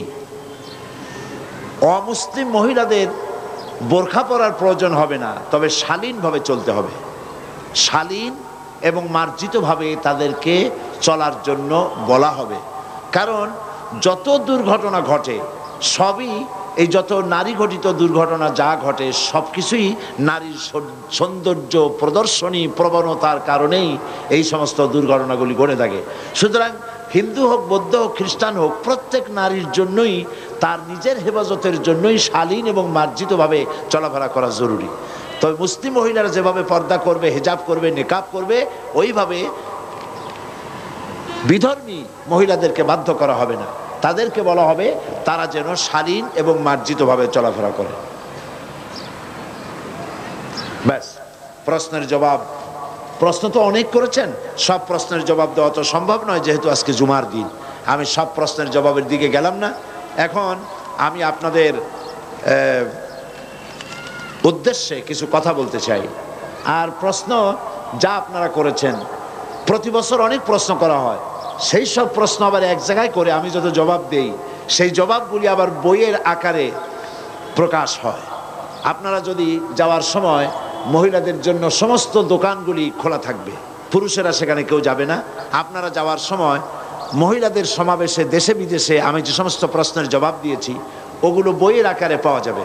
আপনারা সে বইগুলি নিয়ে গেলে আপনাদের কাঙ্ক্ষিত, বাঞ্ছিত, প্রত্যাশিত প্রশ্নগুলির জবাব পাবেন ইনশাআল্লাহ। এখন আমি আপনাদের সামনে কিছু আলোচনা পেশ করছি সকলের উদ্দেশ্যে। নাহমাদুহু ওয়া নাস্তাঈনুহু ওয়া নাস্তাগফিরুহু ওয়া নাউযু বিল্লাহি মিন শুরুরি আনফুসিনা ওয়া মিন সাইয়্যাতি আমালিনা। মান ইয়াহদিল্লাহু ফালা মুদিল্লা লাহু ওয়া মান ইউদ্লিল ফালা হাদিয়া লাহু। ওয়া নাশহাদু আন লা ইলাহা ইল্লাল্লাহু ওয়াহদাহু লা শারীকা লাহু। ونشهد أن سيدنا وحبيبنا ومولانا محمدا عبده ورسوله الذي أرسله بالحق بشيرا ونذيرا وداعيا إلى الله بإذنه وسراجا منيرا. فقد قال الله تعالى في كلامه المجيد وفرقانه الحميد: أعوذ بالله من الشيطان الرجيم. بسم الله الرحمن الرحيم. يا أيها الناس اعبدوا ربكم الذي خلقكم والذين من قبلكم لعلكم تتقون. আমার সম্মানিত মা ও বোনেরা, আসসালামু আলাইকুম ওয়া রাহমাতুল্লাহি ওয়া বারাকাতুহু। সম্মানিত মা ও বোনেদের উদ্দেশ্যে এতক্ষণ তাদের প্রশ্নের জবাব দিলাম। এখন আপনাদের খেদমতে আরজ করছি, আল্লাহ রাব্বুল আলামিন এই পৃথিবীতে মানব গোষ্ঠীকে সৃষ্টি করেছেন তার ইবাদতের জন্য। সেই ইবাদত, যে ইবাদতের জন্য আল্লাহ পাক মানুষ এবং জিন জাতিকে সৃষ্টি করেছেন, সেই ইবাদতটা আমাদেরকে বুঝতে হবে। সেই ইবাদত কি? পৃথিবীতে নারী এবং পুরুষ আল্লাহ সৃষ্টি করেছেন, উভয়কেই বানায়েছেন তার ইবাদত করার জন্য, তার গোলামি করার জন্য। সেই গোলামি শুধু নামাজে, রোজায়, হজ, যাকাতে নয়, সেই গোলামি জীবনের সকল ক্ষেত্রেই করতে হবে। মহিলাদের ব্যাপারে আল্লাহ পাক কোরআনে কারিমে বহুত কথা বলেছেন। নারী এবং পুরুষকে ইসলাম সমান অধিকার দিয়েছে। নারীদের ব্যাপারে আজ এক শ্রেণীর বুদ্ধিজীবী, এক শ্রেণীর কবি সাহিত্যিক, তারা নারীদেরকে কথা বোঝাচ্ছে যে ইসলাম নারীদেরকে ঠকায়। বিশেষ করে যে ফতোয়ার প্রশ্নটা প্রথম এসেছে, ফতোয়া এই শব্দটিকে এমনভাবে নিন্দনীয়, ঘৃণিত হিসাবে পত্রপত্রিকা লিখেছে, যাতে করে একজন নারী যখন এই ফতোয়ার শব্দটি পড়ে তখন তার কাছে মনে হয় ফতোয়া মানেই হলো নারী নির্যাতনের একটি হাতিয়ার। ঠিক কিনা? এটি হলো একটি দুরভিসন্ধির ফসল, ষড়যন্ত্রের ফসল। নারী এবং পুরুষ উভয়ের সমান অধিকার দিয়েছে ইসলাম। এর থেকে বড় অধিকার আর কেউ দেয়নি। বুদ্ধিজীবীরা চায় তথাকথিত কবি সাহিত্যিকরা চায় পুরুষের বিরুদ্ধে নারীদেরকে খেপিয়ে তোলা, এবং সেজন্য এনজিওরা বিরাট ভূমিকা পালন করতেছে। তারা নারীদের মুখ থেকে স্লোগান তুলাইছে এই কথা বলে, কিসের বর কিসের ঘর, কিসের বর কিসের ঘর, যা খুশি তাই কর। এটা একটা স্লোগান হলো। এরপরে স্লোগান তুলেছে আমার দেহ আমার সিদ্ধান্ত, দেহ আমার সিদ্ধান্ত আমার। এই স্লোগানগুলি এনজিওদের শিখিয়ে দেওয়া। দেহ আমার সিদ্ধান্ত আমার, এই কথা আপনি বলতে পারেন না, কারণ দেহ আপনার আপনি দাবি করতে আংশিক হলেও পারেন, কিন্তু এই দেহটা সৃষ্টি করেছেন কে? নাম বলুন, কে করেছেন? এই দেহ তার স্রষ্টা হচ্ছেন আল্লাহ পাক।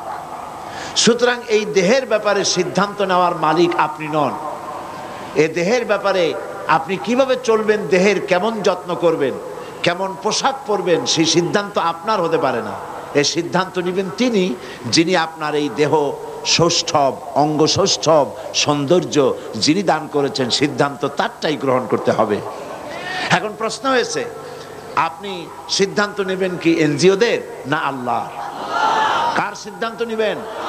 তো আল্লাহ পাক সিদ্ধান্ত দিয়েছেন নারীদের ব্যাপারে, সিদ্ধান্ত দিয়েছেন তার চলার, তার বলার, তার কাপড় চোপড়ের, তার ওঠা বসার সিদ্ধান্ত, কি ধরনের পোশাক সে পরবে। কোরআন শরীফ তা পরিষ্কার করে বলে দিয়েছে, হাদিস শরীফ তা পরিষ্কার করে বলে দিয়েছে। সুতরাং নারী, অনেকে মনে করেন যে নারী হয়ে জন্মগ্রহণ করে আমার জীবনটাই বৃথা হয়ে গেছে। আসলে আপনার জীবন বৃথা হয়নি, বরং নারী হয়ে জন্মগ্রহণ করে আপনার জীবন তো ধন্যই হয়েছে। আপনাকে ভেবে দেখতে হবে, এই পৃথিবীতে যারা আল্লাহ দাবি করেছে, ইলাহ দাবি করেছে, রব দাবি করেছে, তারা কেউ তো নারী ছিলেন না, সবগুলি পুরুষ। ফেরাউন, নমরুদ, আবু জাহাল, আবু লাহাব, সাদ্দাদ, হামান, এরা কেউ কিন্তু নারী নয়, সবগুলি কি পুরুষ। এবং ইসলাম সর্বপ্রথম যিনি গ্রহণ করার সৌভাগ্য অর্জন করলেন, তিনিও কিন্তু কোনো পুরুষ নন। তিনি কে? একজন মহিলা, যার নাম হযরত খাদিজাতুল কুবরা রাদিয়াল্লাহু তাআলা আনহা। ইসলামের জন্য যখন রক্তের প্রয়োজন হলো, তখন কোন পুরুষ সেই সৌভাগ্য অর্জন করতে পারেনি। সর্বপ্রথম ইসলামের জন্য যিনি বুকের তাজা রক্ত ঢেলে দিয়েছিলেন, তিনি আপনাদের মতোই একজন নারী, যার নাম হযরতে সুমাইয়া রাদিয়াল্লাহু তাআলা আনহা। কাজে আপনি হীনমন্যতায় কেন ভুগবেন? ইনফ্রারিটি কমপ্লেক্সে কেন ভুগবেন? আপনি তো আল্লাহর সৃষ্টির মধ্যে শ্রেষ্ঠ সৃষ্টি, সুবহানাল্লাহ বিহামদিহি, সৃষ্টির সেরা মানুষ, আপনি তাদেরই একটা অংশ। মেয়েদের মর্যাদা এবং সম্মান ইসলাম সব থেকে বেশি দিয়েছে। তাদের মর্যাদায় কোথাও ঘাটতি করা হয়নি। রাসূল করিম সাল্লাল্লাহু আলাইহি ওয়াসাল্লাম ইন্তেকাল করার পর তার দেহ মোবারক, সেটাও স্থাপিত হয়েছে, রাখা হয়েছে একজন নারীর ঘরে। সে নারী হচ্ছেন আমাদের মা হযরতে আয়েশা সিদ্দিকা রাদিয়াল্লাহু তাআলা আনহা। তার ঘরেই তাকে সমাহিত করা হয়েছে, মাদফুন করা হয়েছে। কোন পুরুষের পায়ের তলে আল্লাহর জান্নাত, একথা তো রাসূলুল্লাহ বলেন নাই। বলেছেন? একথা বলেন নাই। আপনি নারী হয়ে জন্মগ্রহণ করে আপনার জীবন তো সফল। রাসূল করিম সাল্লাল্লাহু আলাইহি সাল্লাম বলেছেন, সন্তানের বেহেশত হচ্ছে তার মায়ের পায়ের তলে। তা আপনার মর্যাদা কোথায় নিয়ে যাওয়া হয়েছে আপনি কি ভেবে দেখেছেন? আপনাকে এনজিওরা, তথাকথিত কবি সাহিত্যিক বুদ্ধিজীবীরা আপনাকে বেপর্দা করে ভোগের সামগ্রী বানাতে চায়, আর ইসলাম আপনাকে পর্দা করে সম্রাজ্ঞীর আসনে মর্যাদা দিতে চায়। এখন আপনি কোনটা নেবেন, এটা আপনার বিবেকের প্রশ্ন, আপনি ভেবে দেখুন। ইসলাম এই যত নাটক হচ্ছে, সিনেমা হচ্ছে, কবিতা সাহিত্য রচনা হচ্ছে, সবগুলিতেই দেখানো হচ্ছে যে ইসলাম শোষণ করতেছে নারীকে, আলেম ওলামারা শোষণ করতেছে নারীকে। ইসলাম নারীকে অগ্রগতি প্রগতির পথে বাধা দেয়, তারে কাজ করতে দেয় না, লেখাপড়া শিক্ষা করতে দেয় না। এ কথা কি সত্য? জবাব দেন, এ কি সত্য? রাসূলুল্লাহর জীবন দেখুন। লেখাপড়ায় বাধা কে দিয়েছে? ইসলাম বাধা দেয় নাই। ইসলামই তো সর্বপ্রথম বলেছে তালাবুল ইলমি ফরিদাতুন আলা কুল্লি মুসলিমিন ওয়া মুসলিমাতিন। রাসূলুল্লাহ বলেছেন সর্বপ্রথম এই পৃথিবীতে জ্ঞান অর্জন করা প্রত্যেকটি মুসলিম নরনারীর জন্য ফরজ, অবশ্য পালনীয় কর্তব্য। সেখানে নারীকে বাদ দেওয়া হয় নাই, নারীকে লেখাপড়া করতে বলা হয়েছে। হযরত আয়েশা সিদ্দিকা রাদিয়াল্লাহু তাআলা আনহা আমাদের কি বলেন, জানেন না আপনারা? সমস্ত মুমিনদের কি মা। হযরত আয়েশা রাদিয়াল্লাহু তাআলা আনহা হাজার হাজার সাহাবীদের হাদিসের ওস্তাদ ছিলেন, তাফসীরের ওস্তাদ ছিলেন, ফিকহের ওস্তাদ ছিলেন। হাজার হাজার সাহাবীদের তিনি ফিকহ শিখিয়েছেন, কোরআন শিখিয়েছেন, হাদিস শিখিয়েছেন। সুবহানাল্লাহ। তিনি শিক্ষয়িত্রী ছিলেন। হযরত আয়েশা সিদ্দিকা রাদিয়াল্লাহু তাআলা আনহা যুদ্ধের ময়দানে সেনাপতির দায়িত্ব পালন করেছেন। ইসলাম নারীকে কোথায় ঠকালো? নারীকে কাজ করার অধিকার দিয়েছে। হযরত ওমর রাদিয়াল্লাহু তাআলা আনহু তিনি একটা বাজারের, একটা এলাকা অর্থনীতির ব্যাপারে এবং বাজারের সবকিছু দেখাশোনার দায়িত্ব একজন মহিলার উপরে দায়িত্ব প্রদান করেছিলেন। ইসলাম নারীকে কোথাও ঠকায়নি, সব জায়গায় ইসলাম নারীকে জিতিয়েছে। একটা কন্যা সন্তান যখন পৃথিবীতে জন্মগ্রহণ করে, মা বোনেরা লক্ষ্য করুন, একটা মেয়ে যখন কারো ঘরে আসে, সেই ঘরে রহমতের ফেরেশতা আসে। রহমতের ফেরেশতা এসে গৃহবাসীকে সালাম দেয় আর ওই মেয়েটির মাথার উপরে হাত বুলায় আর বলে, এই ঘরে যারা বাস করো তাদের উপরে আল্লাহর রহমত নাজিল হোক। এই নবজাতক, এই মেয়েটিকে যে যত্ন করবে, আদর করবে, সেবা করবে, ভালোবাসবে, সাহায্য করবে, সেই লোকটির প্রতি আল্লাহর সাহায্য কিয়ামত পর্যন্ত অব্যাহত থাকবে বলেছেন রাসূল করিম সাল্লাল্লাহু আলাইহি ওয়াসাল্লাম। এই কথা কিন্তু কোনো ছেলে হলে পরে এরকমের একটি হাদিসও নাই। রাসূলুল্লাহ বলেছেন, দুইটা কন্যার পিতা যদি কেউ হয়, শুনতেছেন কথা?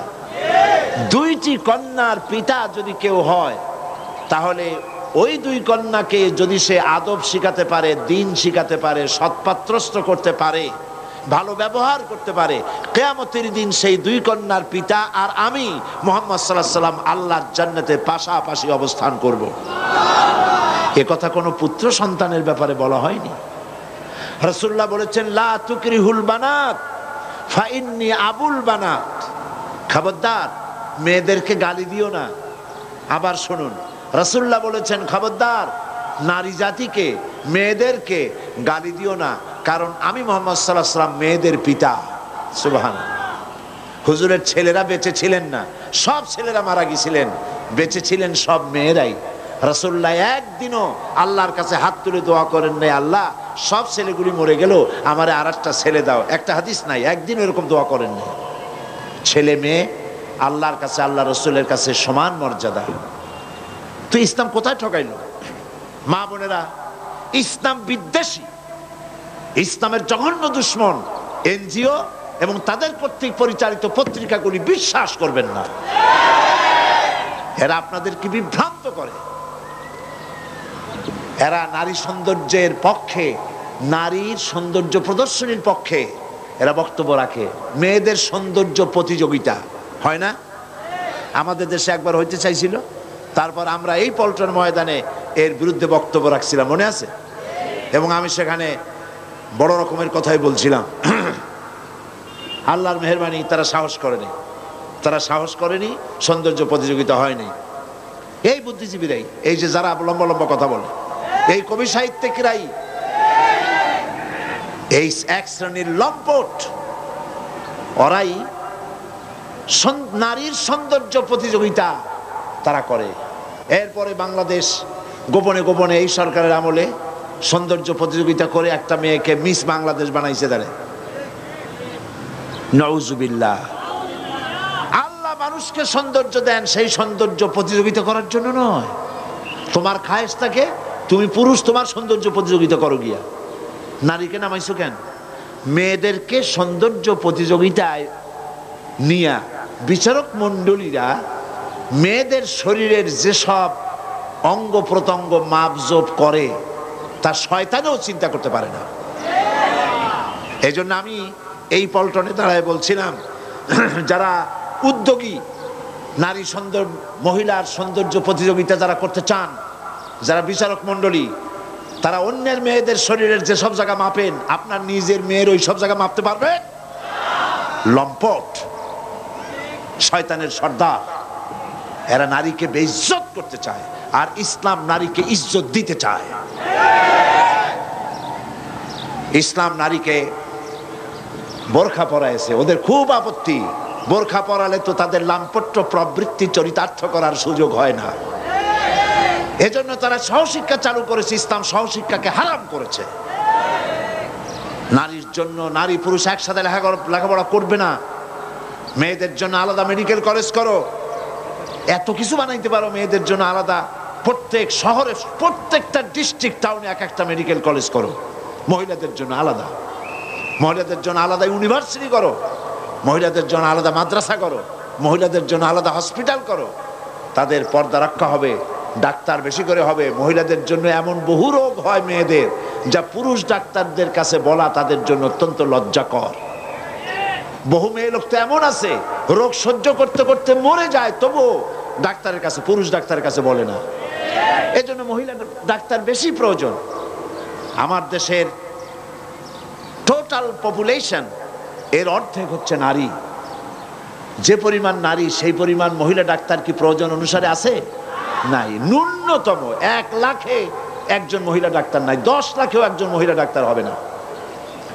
সেই মহিলা ডাক্তার বানাবার পরিকল্পনা নাই, কারণ ওরা পর্দায় বিশ্বাস করে না। একটা মেয়ে লোক যখন ডেলিভারি করবে, ডেলিভারির জন্য স্বাভাবিকভাবে যখন হয় না, তখন যদি পুরুষ ডাক্তারের কাছে ডেলিভারির জন্য যাওয়া লাগে, তার তো মৃত্যুর সমান হয়ে যায়, ঠিক কিনা? এরপরেও মেয়েকে যেতে হয়, যদি মহিলা ডাক্তার না থাকে, জান বাঁচানো ফরজ, ঠিক কিনা? তাহলে সরকারের যদি হুঁশ থাকতো, আজে বাজে জায়গায় কোনো কাজে লাগবে না, শত সহস্র কোটি টাকা খরচ করা হচ্ছে, ঠিক কিনা? নারীদের নারী হয়ে ক্ষমতায় থেকে নারীর মর্যাদা তারা উপলব্ধি করতে পারলো না।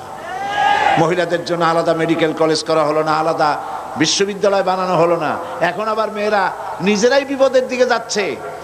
সান্ধ্য আইন নাকি একটা রাত্রি আইন আছে বিশ্ববিদ্যালয়ে, সূর্যাস্ত আইন।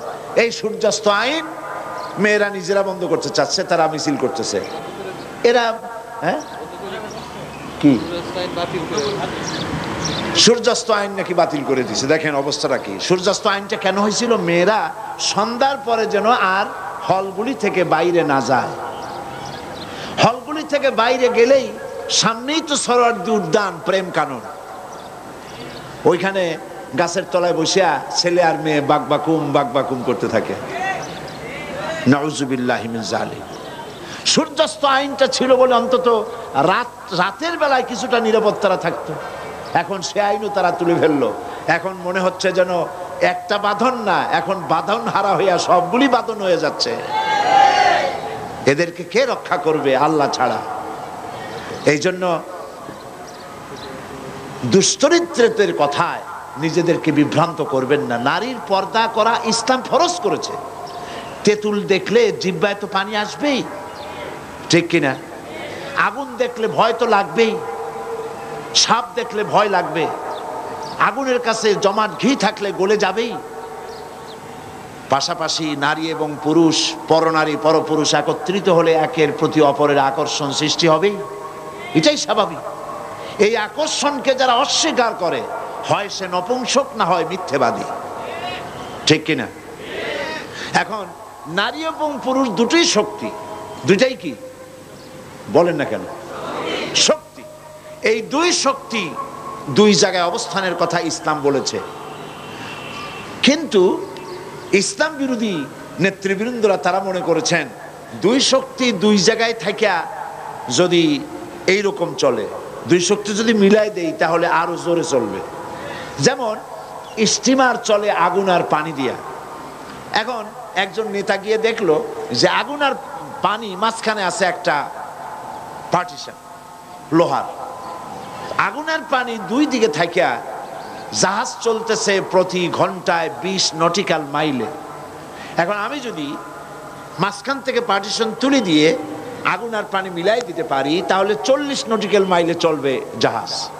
এই মনে করে কোন নেতা প্রগতিবাদী তথাকথিত দুর্গতিবাদী কোন নেতা স্টিমারের আগুন আর পানির মাঝখানের পার্টিশন যদি তুলে ফেলে দেয়, তাহলে আপনারা বলেন 40 মাইল বেগে সামনে যাবে না পাতালপুরীর নেমন্তন্ন খাইতে যাবে? কপাল পোড়া নেতা, কপাল পোড়া এনজিও, কপাল পোড়া বুদ্ধিজীবী, কপাল পোড়া নাট্যকার, কপাল পোড়া কবি সাহিত্যিক মেয়েদেরকে উলঙ্গ করে রাস্তায় বের করতে চায় তাদের লাম্পট্য প্রবৃত্তিকে চরিতার্থ করার জন্য।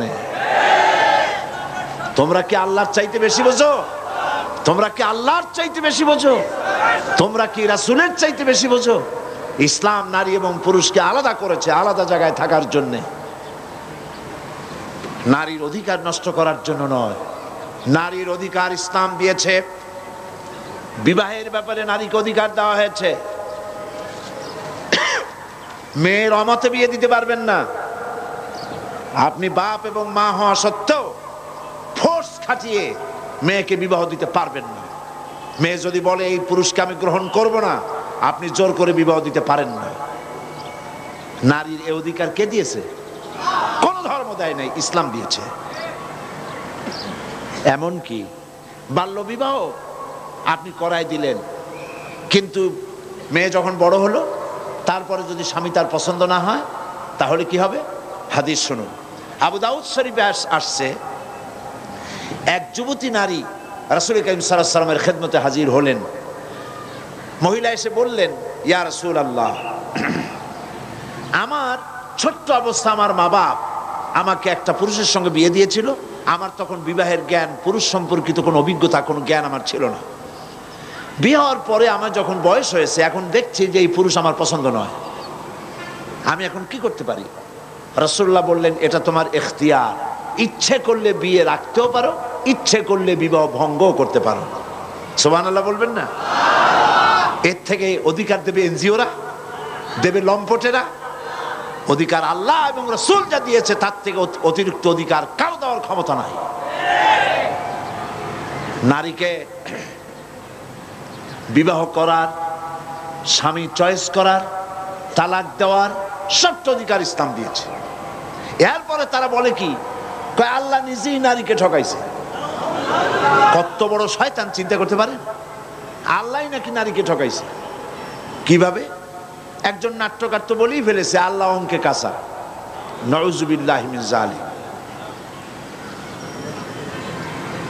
আল্লাহ ঠকালেন কিভাবে নারীকে?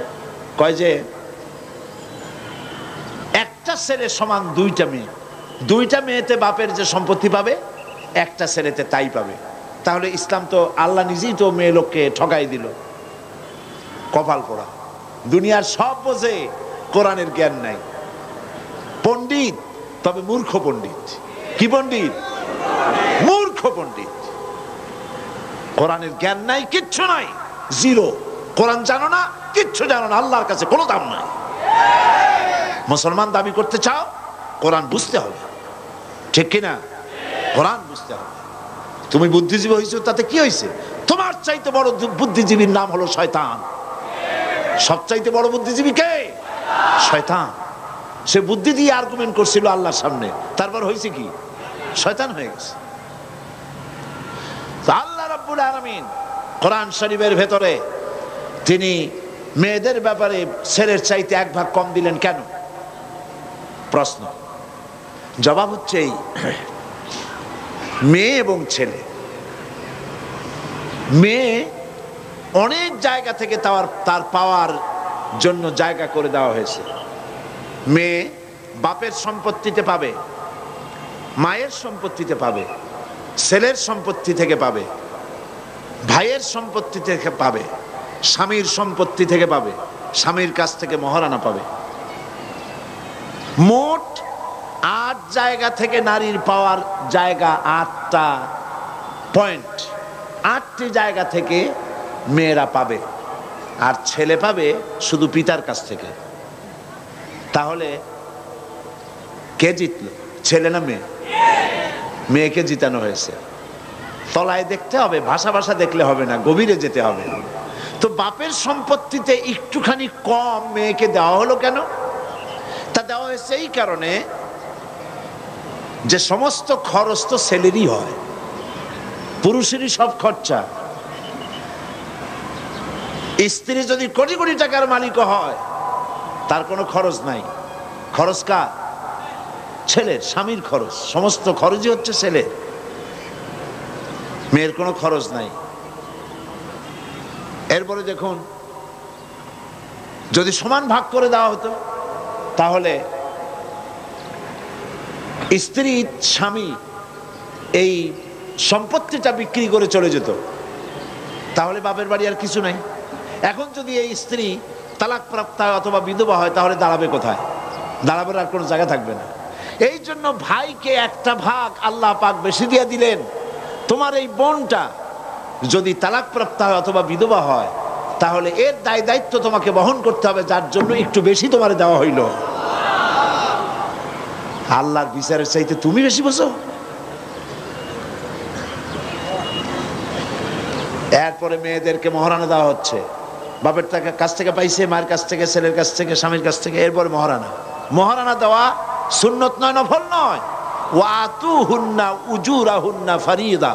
আল্লাহ পাক বলছেন মহারানার টাকা অবশ্য পালনীয় কর্তব্য হিসেবে আদায় করে দাও। মহারানা আদায় করা ফরজ। মহারানা আদায় করা কি ফরজ?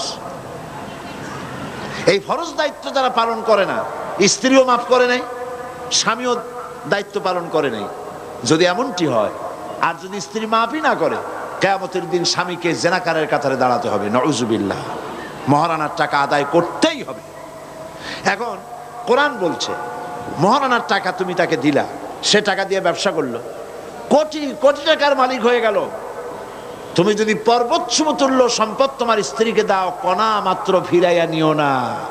আল্লাহ চান মেয়ে লোকদের কাছে টাকা থাকুক, পয়সা করি থাকুক, এটা আল্লাহ চান। তাও সুবহানাল্লাহ বলবেন না? ইসলাম ঠকাইল না জিতাইল? জিতিয়ে দিয়েছে। মহারানার টাকা দাও, সম্পদ দাও, পয়সা করি দাও, আর এই 8টা 10টা জায়গা থেকে তার পাওয়ার সোর্স রয়েছে। মাঝে মধ্যে বলি আমার মা বোনেরা, আমি মাঝে মধ্যে এভাবে বলি, মেয়ে লোকেরা যদি জানতেন, ভালো করে শুনুন, মেয়ে লোকেরা যদি জানতেন ইসলাম, আল্লাহ এবং তার রাসূল, কোরআন আর হাদিস তাদেরকে কি অধিকার দিয়েছে, এই কথা যদি তারা জানতেন, তাহলে আর কিছু নয়, শুধু তাদের অধিকারটা পাওয়ার জন্য সরকারের বিরুদ্ধে আন্দোলন করত। তোমার কাছে কিচ্ছু চাই না, ইসলাম আমাদের যা দিছে সেইটা ফিরিয়ে দাও, এটা পাওয়ার জন্য তারা আন্দোলন করতেন। ইসলাম সর্বাধিক সুযোগ সুবিধা নারীদেরকে দান করেছে, অধিকার দিয়েছে। সেই অধিকার আপনার ফিরে পেতে হলে আপনাকে ইসলামে আন্দোলন করতে হবে, ইসলামে আন্দোলনে আসতে হবে। আপনাকে ইসলাম জানতে হবে, ইসলাম বুঝতে হবে, ইসলামী আন্দোলনে শরীক হতে হবে। মা বোনেরা, বাংলাদেশের বিভিন্ন শহরে সব জায়গায় ইসলামী আন্দোলনের কাজ চলছে। মহিলাদের জন্য আলোচনা, দার্সে কোরআন, দার্সে হাদিস, বিভিন্ন জায়গায় বৈঠক হচ্ছে, সেসব জায়গায় কোরআন হাদিসের আলোচনা হয়। আপনারা ওই সব জায়গায় গিয়ে কোরআন হাদিসের আলোচনায় শরীক হবেন। কোথায় কোথায় হয় খোঁজ নিয়ে আলোচনায় শরীক হবেন, তাহলে ইসলাম আপনি জানতে পারবেন, আপনি বুঝতে পারবেন। আর একটি কথা মনে রাখুন, আপনি কিন্তু রাসূলুল্লাহর ওই হাদিস স্মরণ করুন, কুল্লুকুম রায়িন ওয়া কুল্লুকুম মাসউলুন আন রায়াতিহি। রাসূলুল্লাহ বলেছেন প্রত্যেক ব্যক্তি তার অধীনস্থ ব্যক্তি সম্পর্কে জবাবদিহি করতে হবে আল্লাহর কাছে। আপনি মা, আপনাকে আপনার সন্তান সম্পর্কে জবাব দিতে হবে, স্বামীকে তার গৃহ সম্পর্কে জবাব দিতে হবে, দারোগাকে তার থানা সম্পর্কে জবাব দিতে হবে, এমপিকে তার এলাকা সম্পর্কে জবাব দিতে হবে, মন্ত্রীকে তার দেশ সম্পর্কে জবাব দিতে হবে, প্রেসিডেন্টকে পুরা রাষ্ট্র সম্পর্কে জবাব দিতে হবে। যিনি যেখানে আছেন তাকে তার যতটুকুন তার জুরিডিকশন, এতটুকুনের জবাবদিহি তাকে করতে হবে। তা আপনি মা, আপনার সন্তানদের ব্যাপারে আপনি জবাবদেহিতা থেকে এড়াতে পারবেন না। কিয়ামতের দিন আপনার কারণে যদি সন্তান বেনামাজি হয়, অসতর্কতার কারণে বেনামাজি হলো, জিনাকার হলো, চরিত্র হারালো, আল্লাহর পথে থাকলো না, কিয়ামতে এই ছেলে মেয়েরা যখন জাহান্নামে যাবে, আল্লাহর অর্ডার হবে এদেরকে জাহান্নামে দাও, ফেরেশতাদের বলবেন। তখন জাহান্নামগামী ছেলে মেয়েরা তখন কি বলবে? কোরআন শরীফ বলছে, রব্বানা আরিনাল্লাযাইনি আদাল্লানা মিনাল জিন্নি ওয়াল ইনস। আয় আমার রব, আয় আমার আল্লাহ, আমাকে দেখায় দাও কে আমাকে গোমরাহ করলো মানুষ থেকে আর জিন থেকে। আমি যে নামাজ পড়ি নাই, আমাকে নামাজের জন্য উদ্বুদ্ধ করা হয় নাই, ড্রাগ এডিক্টেড হয়েছি, আমাকে কেউ ফিরায় নাই, অন্যায় কাজ থেকে আমাকে কেউ বাধা দেয় নাই, ন্যায় কাজের জন্য উদ্বুদ্ধ করে নাই, সুতরাং অন্যায় কাজে আমাকে প্রলুব্ধ করেছে, বাধা দেয় নাই। কারা? সেই সব নেতা, সেই সব মুরব্বী, মা বাপ, মানুষের মধ্যে, জেনের মধ্যে তারা কারা? কই? আরিনাল্লাযাইনি আদাল্লানা, আমাদেরকে গোমরাহ করলো কে? তাদেরকে দেখাও। নাজআলহুমা তাহতা আকদামিনা লিয়াকুনা মিনাল আসফালিন, তাদেরকে পায়ের তলে রাখবো। আপনার আদরের ছেলে মোহব্বত করে নাম থুইছেন বল্টু মিয়া, নাম তো ওইরকমই রাখে, আকাশ হোসেন, বাতাস খাতুন, অক্সিজেন বেগম, এই হলো নাম।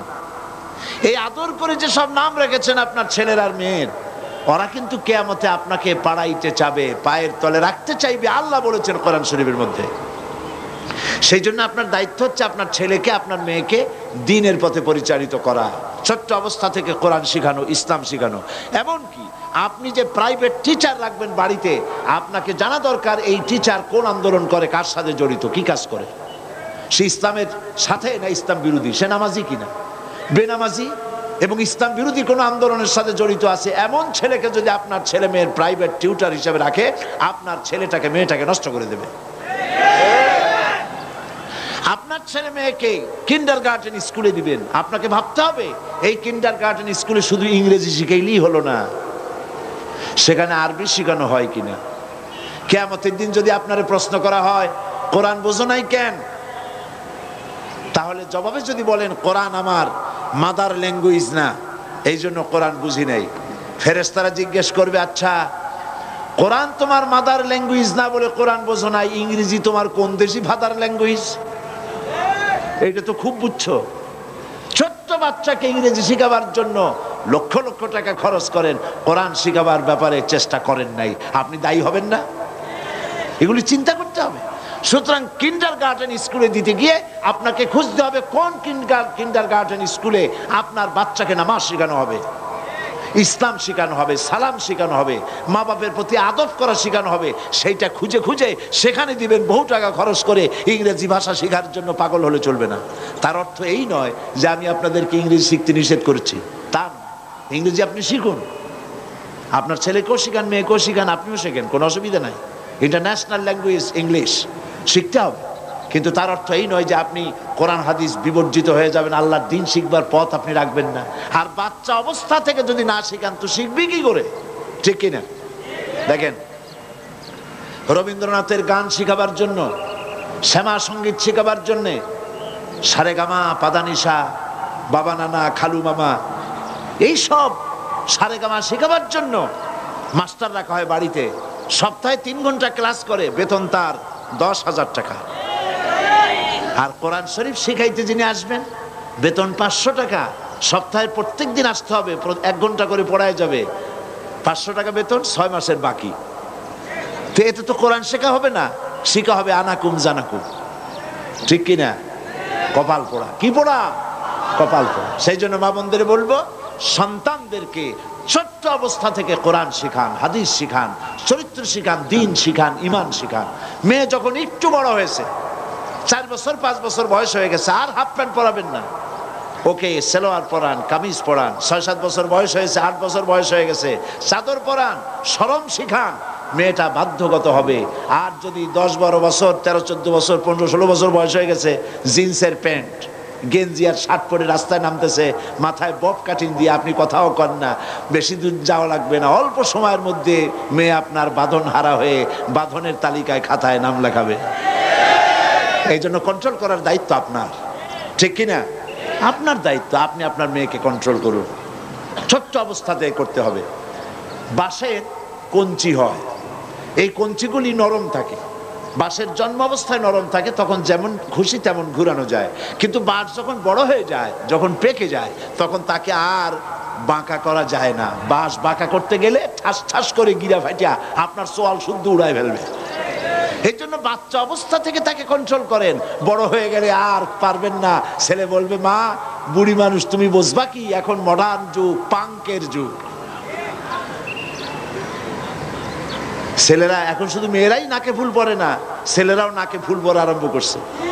নাকে ফুল, কানে ফুল, ঠোঁটের মধ্যেও রিং পরে।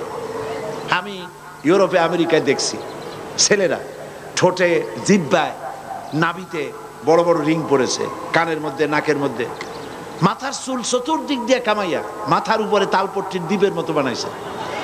আবার কেউ বা মাথার দুই দিক থেকে চুল কামাইয়া মাথার উপরে তাল পাতার মতো, মোরগের ঝুটির মতো করে তাতে আবার রং মাখছে। কেউ বা তার চুলের পিছনে ছোট ছোট করে ছেটে ওখানে বাড়ির টেলিফোন নম্বর, রোড নম্বর লিখে রাখছে।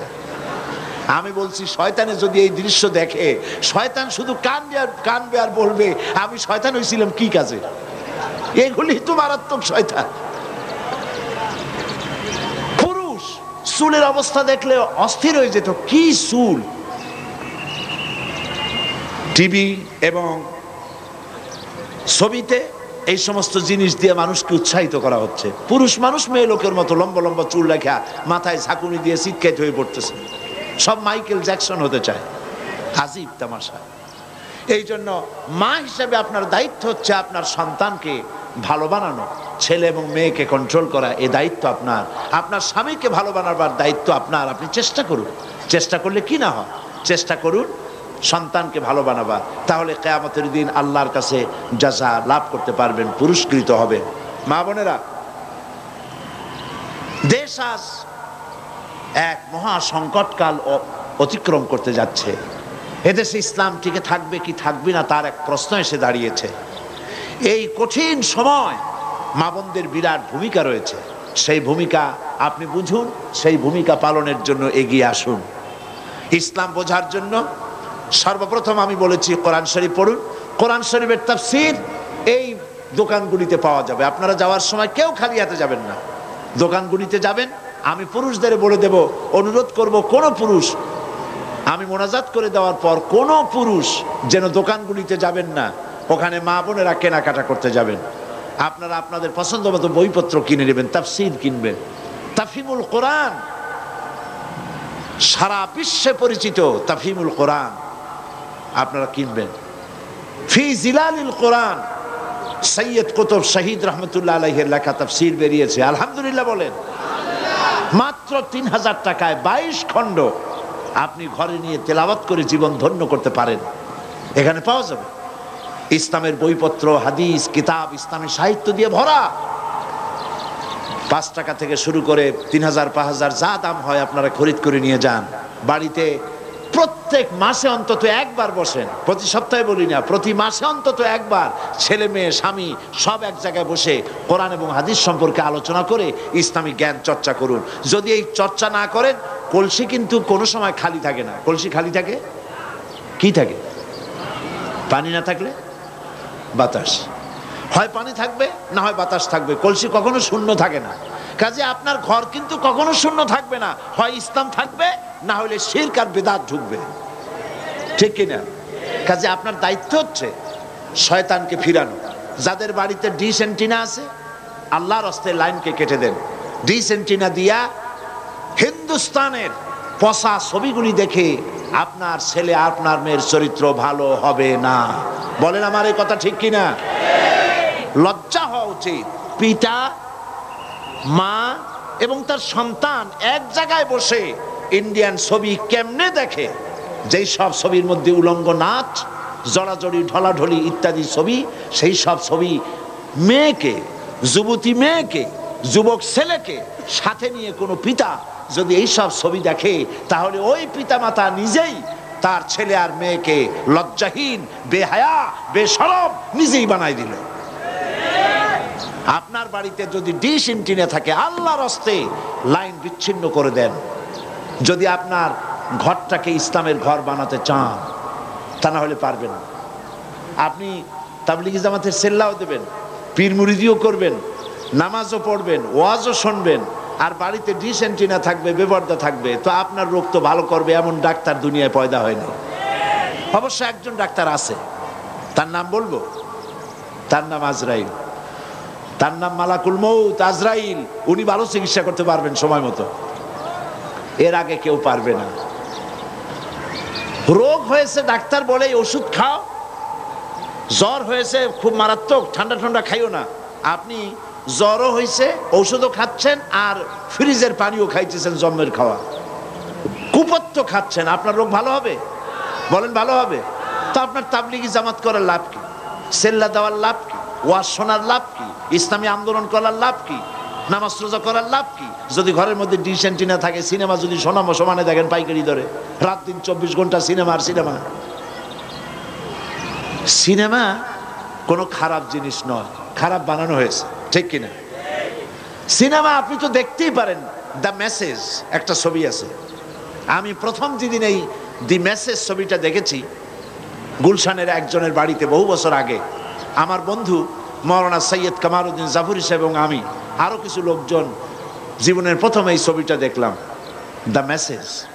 রাসূল করিম সাল্লাল্লাহু আলাইহি সাল্লামের জীবনীর উপরে এত সুন্দর ছবি করেছে, হুজুরকে দেখানো হয় নাই, সাহাবায়ে কেরামদের 4 সাহাবীদের কাউকে দেখানো হয়নি। ইসলাম যে কি নির্যাতনের মধ্য দিয়ে আসছে আমি বুঝি নাই, যে আমি ছবি দেখতেছি, আমি মনে করেছি যে আমি আরবের 1400 বছরের সেই ভূখণ্ডে বেলালকে যেখানে মারা হচ্ছে আমি ওখানে দাঁড়ানো, আমি কাঁদতেছিলাম রীতিমতো। আমি মন্তব্য করেছি, আমার দেশের সিনেমা হলে যদি এই সব ছবি দেখানো হতো, তাহলে আমার দেশের যুবক যুবতী মুসলমান নরনারী তারা বুঝতো ইসলাম এত সহজে আসে নাই, কত কঠিন পথ পরিক্রমা পাড়ি দিয়ে ইসলাম এসেছে। চূড়ান্ত বেহায়া ছবি দেখানো হয় সিনেমাগুলিতে, কিন্তু মেসেজ ছবিটা দেখানো হবে না। লায়ন অফ ডেজার্ট এ ছবি দেখানো হবে না। যে ছবি দেখলে পরে ইমানের জোশ বাড়বে, জিহাদি প্রেরণা জাগবে, সেগুলি দেখানো হবে না। যাতে দুশ্চরিত্র হইতে পারে সেগুলি দেখানো হবে। দোষ কি সিনেমা না সরকারের? দেখুন, সিনেমা এমন একটা ছবি কি বাংলাদেশে কোনোদিন হইছে? লোকেরা বলেছে মাশাআল্লাহ, এমন একটা ছবি আসছে, সিনেমায় যারাই গেল পরের দিন সব ওমরা করতে রওনা হয়ে গেছে। এমন ছবি, যেই ছবি দেখা মাত্র সবাই পরের দিন থেকে তাহাজ্জুদ পড়া আরম্ভ করছে, এরকম হয়েছে? তাহলে সিনেমাগুলি কি? সিনেমাগুলি হচ্ছে পরের মেয়েকে চোখের ঠারে ঠরে শয়তানি বদমাশি করে কেমনে বাগায় আনা যাবে, এগুলি শেখানো হয়। ব্রিফকেসের ভিতরে স্টেন গান ইত্যাদি ভাসভোস করিয়া কেমনে রাখিয়া বাড়ির টাকা পয়সা নিয়ে 6 তলার উপর দিয়ে লাফ দিয়ে দৌড়ে বুড়িগঙ্গায় পড়া যায়, এগুলি শেখানো হয়। শয়তানি বদমাশি, চরিত্রহীনতা, ধর্ষণ, চুরি ডাকাতি ছাড়া সিনেমা কি শেখায়? সুতরাং যাদের বাড়িতে ডিশ এন্টিনা আছে কেটে ফেলুন। যদি ইমানের দাবি সঠিক হয়, যদি কিয়ামতে জাহান্নামে যেতে না চান, তাহলে এই কাজগুলি করুন। পর্নোগ্রাফি ম্যাগাজিন দিয়ে গোটা শহর পড়ে গেছে। কোন চরিত্রবান সরকার হলে এগুলি সব ফালাই দিত বুড়িগঙ্গায়, আর যারা ব্যস্ত তাদেরকে শাস্তি দিত। যে দেখেন রাস্তা ফুটপথে পত্রপত্রিকায় দেখি অশ্লীল হিন্দুস্তানি ছবি দিয়ে ম্যাগাজিন দিয়ে গোটা রাস্তাগুলি ভরে আছে। দুশ্চরিত্র হওয়ার হাজারো পথ। ধর্ষণ কি এমনি এমনি বাড়ছে? এইসব কারণেই তো ধর্ষণ বেড়েছে, ঠিক কিনা? সেই জন্য মা বোনদের বলি যে আপনারা আপনাদের ঘরগুলিকে ভালো বানান, ঘরের মধ্যে ঘরকে ভালো বানান, মেয়েকে দিন শিখান, ইমান শিখান, চরিত্র শিখান, জাহান্নাম শিখান, পরকাল শিখান। মরা লাগবে এবং পরকালে আল্লাহর সামনে দাঁড়ানো লাগবে, এটা ছেলেকেও শিখান, মেয়েকেও শিখান। মেয়েকে বলেন এই রূপ, এই যৌবন চিরকাল থাকবে না, এক সময় আসবে আমি মা আজ আমার যেমন যৌবন চলে গেছে, চামড়া শিথিল হয়ে গেছে, শরীরটা দুর্বল হয়ে গেছে, তোমার নানি তোমার দাদি তাদেরও রূপ ছিল, যৌবন ছিল, যা দেখে তোমার দাদা আর নানা পাগল হয়েছিল। এখন তাদের রূপও নাই, যৌবন নাই, সব ভাটি লেগে গেছে। তোমারও এইরকম হবে, তোমারও এইরকম হবে। সুতরাং যৌবন থাকতে এই শক্তি দিয়ে আল্লাহর ইবাদত করো, নামাজ পড়ো, রোজা করো, পর্দা করো, দিনের উপরে থাকো, চরিত্রবতী হও, কোরআন শেখো, ইসলাম শেখো, হাদিস শেখো। এভাবে করে যদি আপনি বানাইতে পারেন, কিয়ামতের দিন এর জাযা আল্লাহ পাক আপনাদেরকে দান করবেন। বলেন আমিন। আমি আর বক্তব্য রাখতে চাই না। মা বোনেরা যিনি যেখানে দাঁড়ায় আছেন আপনারা বসেন, আমি আপনাদের জন্য মোনাজাত করব। সব মা বোনেরা যার যার জায়গায় বসুন, আমি আপনাদের জন্য এখন দোয়া করব। মোনাজাতের আগে কথা বলতে চাই, ইসলামী পাঠাগার আল্লাহর এক নিয়ামত। বলেন আলহামদুলিল্লাহ। অন্তত বছরে একবার হলেও ইসলামী পাঠাগার আপনাদেরকে সম্মানের সাথে এখানে এনে কোরআন ও হাদিসের কথা শোনায়। বলেন আলহামদুলিল্লাহ। আপনারা মেহেরবানি করে তাদের জন্য দোয়া করবেন। ইসলামী পাঠাগারের উদ্যোক্তা, প্রতিষ্ঠাতা, সভাপতি শহীদ আবুল কাসেমের জন্য দোয়া করবেন। আর বর্তমান কমিটিতে যারা আছে তাদের জন্য দোয়া করবেন। এবং এই বিশাল আয়োজন, এত বড় প্যান্ডেল, বিশাল মাঠ জোড়া প্যান্ডেল করতে অনেক খরচ হয়েছে ইসলামী পাঠাগারের। প্রত্যেকটা খুঁটিতে একটা করে বাক্স বান্ধা আছে। আপনারা মেহেরবানি করে ইসলামী পাঠাগারের যে বিরাট খরচ হয়েছে, সেই খরচে শরীক হওয়ার জন্য আল্লাহর হস্তে তাদেরকে কিছু পয়সা করি, টাকা করি সাহায্য করবেন। এটা আমি দাবি করছি আপনাদের প্রতি, আপনারা এটা করে যাবেন। আর মোনাজাতের পর যাওয়ার সময় লাইব্রেরিগুলিতে পাশেই আছে বুক স্টল, অন্তত 100 বুক স্টল এখানে আছে। এই বুক স্টলগুলিতে ইসলামের বইপত্র দিয়ে ভরা। আপনারা সেখান থেকে আপনাদের প্রত্যাশিত কাঙ্ক্ষিত বইগুলি আপনারা সেখান থেকে কিনে নেবেন। আল্লাহ পাক তৌফিক দান করুন। আল্লাহুম্মা আমিন। মা বোনেরা মোনাজাত করুন, সবাই হাত তুলে দোয়া করুন। রব্বানা যালামনা আনফুসানা ওয়া ইন লাম তাগফির লানা ওয়া তারহামনা লানাকুনান্না মিনাল খাসিরিন। আয় আল্লাহ তাআলা, হাজার হাজার মা বোনেরা এবং ভাইয়েরা কষ্ট করে জুমার দিনে দীর্ঘক্ষণ ধরে আমরা তোমার দিনের কথা আলোচনা করেছি, শুনেছি। রব্বুল আলামিন মেহেরবানি করে আমাদের আলোচনার সওয়াব জনাবে মুহাম্মদুর রাসূলুল্লাহ সাল্লাল্লাহু আলাইহি ওয়াসাল্লামের রূহ মুবারকে পৌঁছায় দাও। तमाम পৃথিবীর মাটির নিচে যত মুমিন মুমিনাত শুয়ে আছেন তাদের আরওয়ার পরে সওয়াব পৌঁছায় দাও। রব্বুল আলামিন মা বোনেরা যারা এসেছেন, মা বোনদের জিন্দেগির সমস্ত গুনাহ খাতা মাফ করে দাও।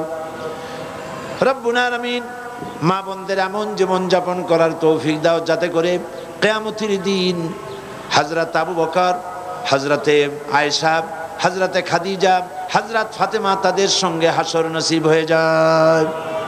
আয় আল্লাহ তাআলা, যে সমস্ত মা বোনদের স্বামী নাই, দুনিয়ায় মারা গেছে, আল্লাহ তুমি তাদের সাহারা হয়ে যাও। যাদের সন্তান নাই, আল্লাহ তুমি দয়া করে নিঃসন্তানী স্ত্রীকে আল্লাহ তুমি দয়া করে সন্তান দান করে দাও। রব্বুল আলামিন যাদের মেয়ে বড় হয়েছে, বিয়ে দিতে পারে না, তাদের বিবাহের বন্দোবস্ত করে দাও। যারা অসুস্থ আছেন আল্লাহ তাআলা তুমি দয়া করে তাদের রোগ শোক আল্লাহ তুমি মাফ করে দাও। সকলকে শেফায়ে আজেলা শেফায়ে কামেলা দান করে দাও।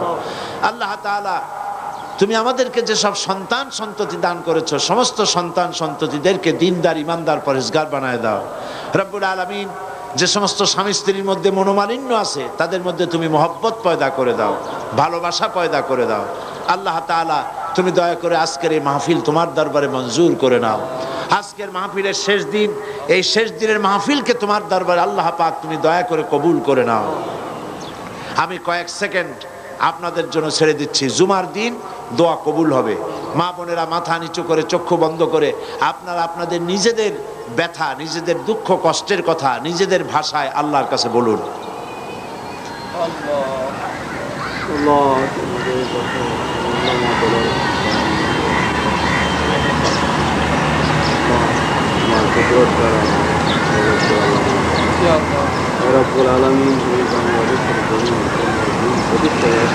হায় আল্লাহ,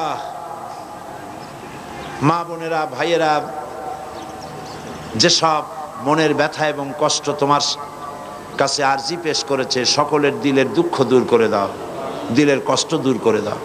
আল্লাহ পাক আমাদের প্রিয় জন্মভূমি বাংলাদেশের উপরে তোমার খাস রহমত নাজিল করো।